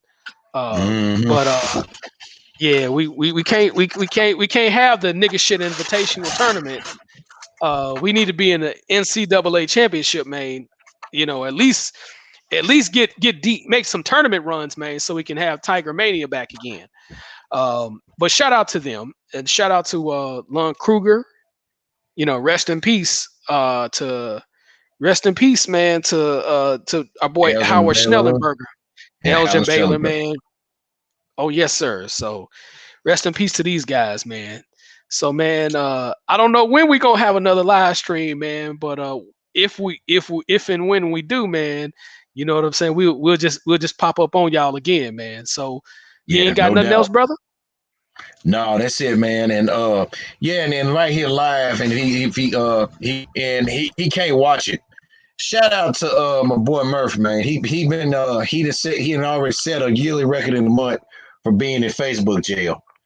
Uh, he's in this Facebook jail for the third time. Forget this, for saying about making the quote by saying that women are vindictive, and it promoted bullying and hate speech. Yeah, I mean, I'm like, wow. people can promote all the. Here's the thing with Facebook, and Facebook can take this however they want to. Any social media, we can promote all types of degenerate, deviant, nigga shit, fuck shit, hoe shit Mm-hmm. behavior, but we can't say what's on our mind. That's not even a hate speech. You know, there are Mm-hmm. women out There's a there comment. that are vindictive. We can't even have a fucking opinion no fucking more. That's the problem. So, But you can so promote he all said types fuck of. Mark. So he said fuck Mark Fuckenberg. So But we can promote motherfuckers like Lil Hershey Highway X. Yes, I'm saying that shit. That bullshit pedophile video, pedophile song that he's coming out. We can promote all types of fuck shit. Yeah, I'm going on mm-hmm. a rant because if you listen to the lyrics of that song, you'll be like, what the fuck? What song is this? Yeah. The new song that he come out where this it's a disturbing video. It's very Cool. disturbing. Little Nas X. Little Nas X. The video is disturbing in itself, but the lyrics of the songs is even more disturbing. And he's even and there's if you type up Little Nas X, you'll find the excerpts of the reason why he made the song. But it's a pedophilia ass song. It's a Oh pedophile. Lord. Just listen to the song and get back with me on that one. But it's Okay. disturbing as hell. But we can promote deviant, degenerate ass shit like that. But soon as somebody have a legitimate opinion, and like I say, this is not against all women, but it's too many of them out there that is vindictive, and that shit gotta go. With all the shit going on, that shit needs to go. But people can promote all types of deviant and degenerate ass behavior, but he can't have an opinion, a legitimate opinion. Man, they need to go to hell with that. So fuck them. So it is what Yeah. it is, man. Yep. Yeah. But hopefully he'll be off of Facebook jail next week. Oh So yeah. he told me they got me on Facebook jail for 7 days, man. Fuck this bullshit. Fuck them. I feel him. Goddamn. I feel him, man. But yeah, man. We're gonna go and get off this live stream, man. This your boy, live and direct in full effect, out the 832 and my boy out the 662. And y'all already know how both of us do, man. Y'all have a good day, man, and y'all stay safe out there. Later.